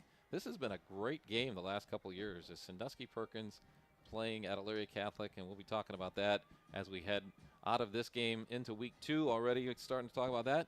But let's first wrap things up with this game tonight and our scoreboard show. Brought to you by Ross Environmental Services, protecting the county from hazardous and industrial waste since 1949. And we had a couple of awards and recognitions we want to do as we wrap up this game. And one of those, we're going to combine 2 of them here because it was for a game that ended up 40-20. It was really a very exciting first half, right, Mike? Absolutely, yeah. Oberlin, again, very opportunistic defensively and able to force 3 fumbles, and that kind of leads into our first award. Well, Plymouth came out, took the ball from the opening kickoff, and fumbled the ball away. And Oberlin wasn't able to do anything with that on their first offensive series, so Plymouth gets the ball back. And what do? They fumbled the ball away.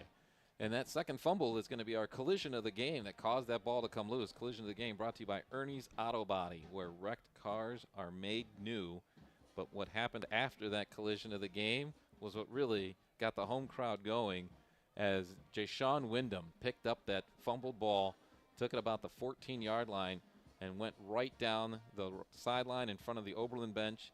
86 yards for the first touchdown of the season, of this game, of the Oberlin team. And absolutely, without question, our electric play of the game, which is brought to you by Honey Dude's Handyman. Things to do? Call the dudes. And that was a great dude play. I mean, that's exactly the definition of the electric play of the game. Is like, boy, you want to just put some energy into this team, this young team. The crowd came out, of course, opening night. We've got a nice crowd here at Oberlin College, and they were into it. And things continued going very well for the Oberlin High School team, because they built on that lead after a Plymouth touchdown drive. They came back and guess what? Started at the 37-yard line, which is like where every single drive that Oberlin had today. But this ended up being our drive of the game. Drive of the game brought to you by Valley Chevrolet of Wellington. Keep on driving with Valley Chevrolet. This drive started in the second quarter with 10:18 to go in that second quarter. Oberlin starts at their 37-yard line. And after struggling for a play or so, they got around the outside, and we had a double penalty. And it was a 10-yard penalty on Oberlin, but offset by a 15-yard dead ball penalty on Plymouth. The following play, another big penalty for a face mask on Plymouth, moves the ball well into Plymouth territory. But then it looked like the young Oberlin offense might be shooting themselves in the foot. Had a couple of penalties, got dropped back a little bit, but they hung with it and ended up finding Mason Rosenthal getting into the end zone from 1 yard out to give Oberlin a 12-6 lead, and then actually caught the conversion on that play to make it a 14-6 lead at that point for Oberlin. And things are looking very rosy for the Phoenix, especially the young team early in the game. And so that ends up being our drive of the game that gave Oberlin that nice lead early in the game. And then things didn't go as well at the end of the second quarter, and that's when things started to turn in the Phoenix's, in the Plymouth favor, as Oberlin was looking to run out the clock in the second quarter, elected to punt, and the punt snap went awry. Things went backwards. It was a 33-yard loss for the Oberlin team, which gave Plymouth a first and goal from the 3 with 14 seconds to go. And after they punched that one in and got back in the game, it was all Plymouth once the third quarter got going, especially Ethan Keith with 2 runs of greater than 32 yards. And then they put 2 more scores on after that to go to our final of 40-20. And that last score of the game, actually the last 2 scores of the game for Plymouth, as well as the first one, comes from a guy that Mike Rush has to recognize here. as his accomplishments today. Yeah, our player of the game by Zabo Apparel Company is Lane Bushy from Plymouth, the senior tailback, outside linebacker, number 1. He finished with 27 carries for 213 yards with 3 rushing touchdowns. He also had a receiving touchdown for 32 yards that he took down the sideline where he ran Oberlin player over. So 4 touchdowns total, 245 total yards. He also played outside linebacker and was key for the Big Red defense. So our player of the game is senior Lane Bushy from Plymouth. Yeah, I tell you, as much as we hate to put a Zabo Apparel t-shirt on a non-Lorain County player, we talked about it here in the booth, and he just really just dominated the game whenever he needed to and wanted to. When they needed a play for him, he was there. When they needed him to be the decoy, he ended up getting 2 huge runs for Ethan Keith that really ended up putting this game away. So I appreciate the people at Zabo Apparel Company. Be game ready all year. Our post-game show brought to you by Achieve Credit Union. Learn, dream, achieve. And again, if you're just joining us, our final score, Plymouth 40, Oberlin 20. But before we go away here tonight, let's get you gave the player of the game stats. Let's give a quick little rundown on some of the other statistical highlights, which of course are brought to you by Alan Januzzi CPA, where it's all about the numbers. Yeah, some more rushing stats for Plymouth. We mentioned Ethan Keefe. He had 6 carries for 74 yards, as well as 2 touchdowns on the ground. And then Eli Keefe, 5 carries for 33 yards. Thompson, the quarterback, did carry it 7 times for 13 yards.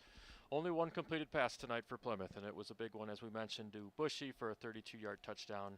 Thompson ends up 1 for 4 through the air for 32 yards. For Oberlin, who falls to 0-1. Under the direction of first-year head coach Mark Campo. Boyer, 7 carries for 16 yards. Rosenthal, 8 carries for 10. And Jones Smith led them with 8 carries for 32 yards. Through the air, we saw the sophomore quarterback Walter make some plays, kind of some off-script plays. He finished 6 for 11 passing, made some big plays. And Holly Freeman, 3 catches for 22 yards. Some of the highlights for Oberlin here tonight.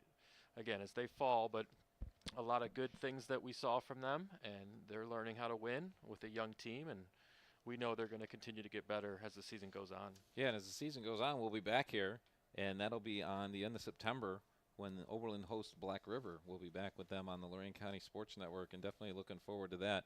And as we get ready to kind of go into the wind down of our first ever broadcast, streamcast here on the Lorain County Sports Network, first of all, I want to thank everyone who took a moment to watch and listen to any or all a part of the game. Hope you enjoyed what we were doing and didn't chase you away too bad. I can guarantee you that our goal as we get used to all the new equipment and setup and partnerships and everything like that, we definitely intend and have ways to improve each week. I want to thank Edwin Vereen for being out here, and he's Edwin. We have to find a bigger business card for you, because for a game like this, we have your producer, director, on-site engineer, taking care of all those things.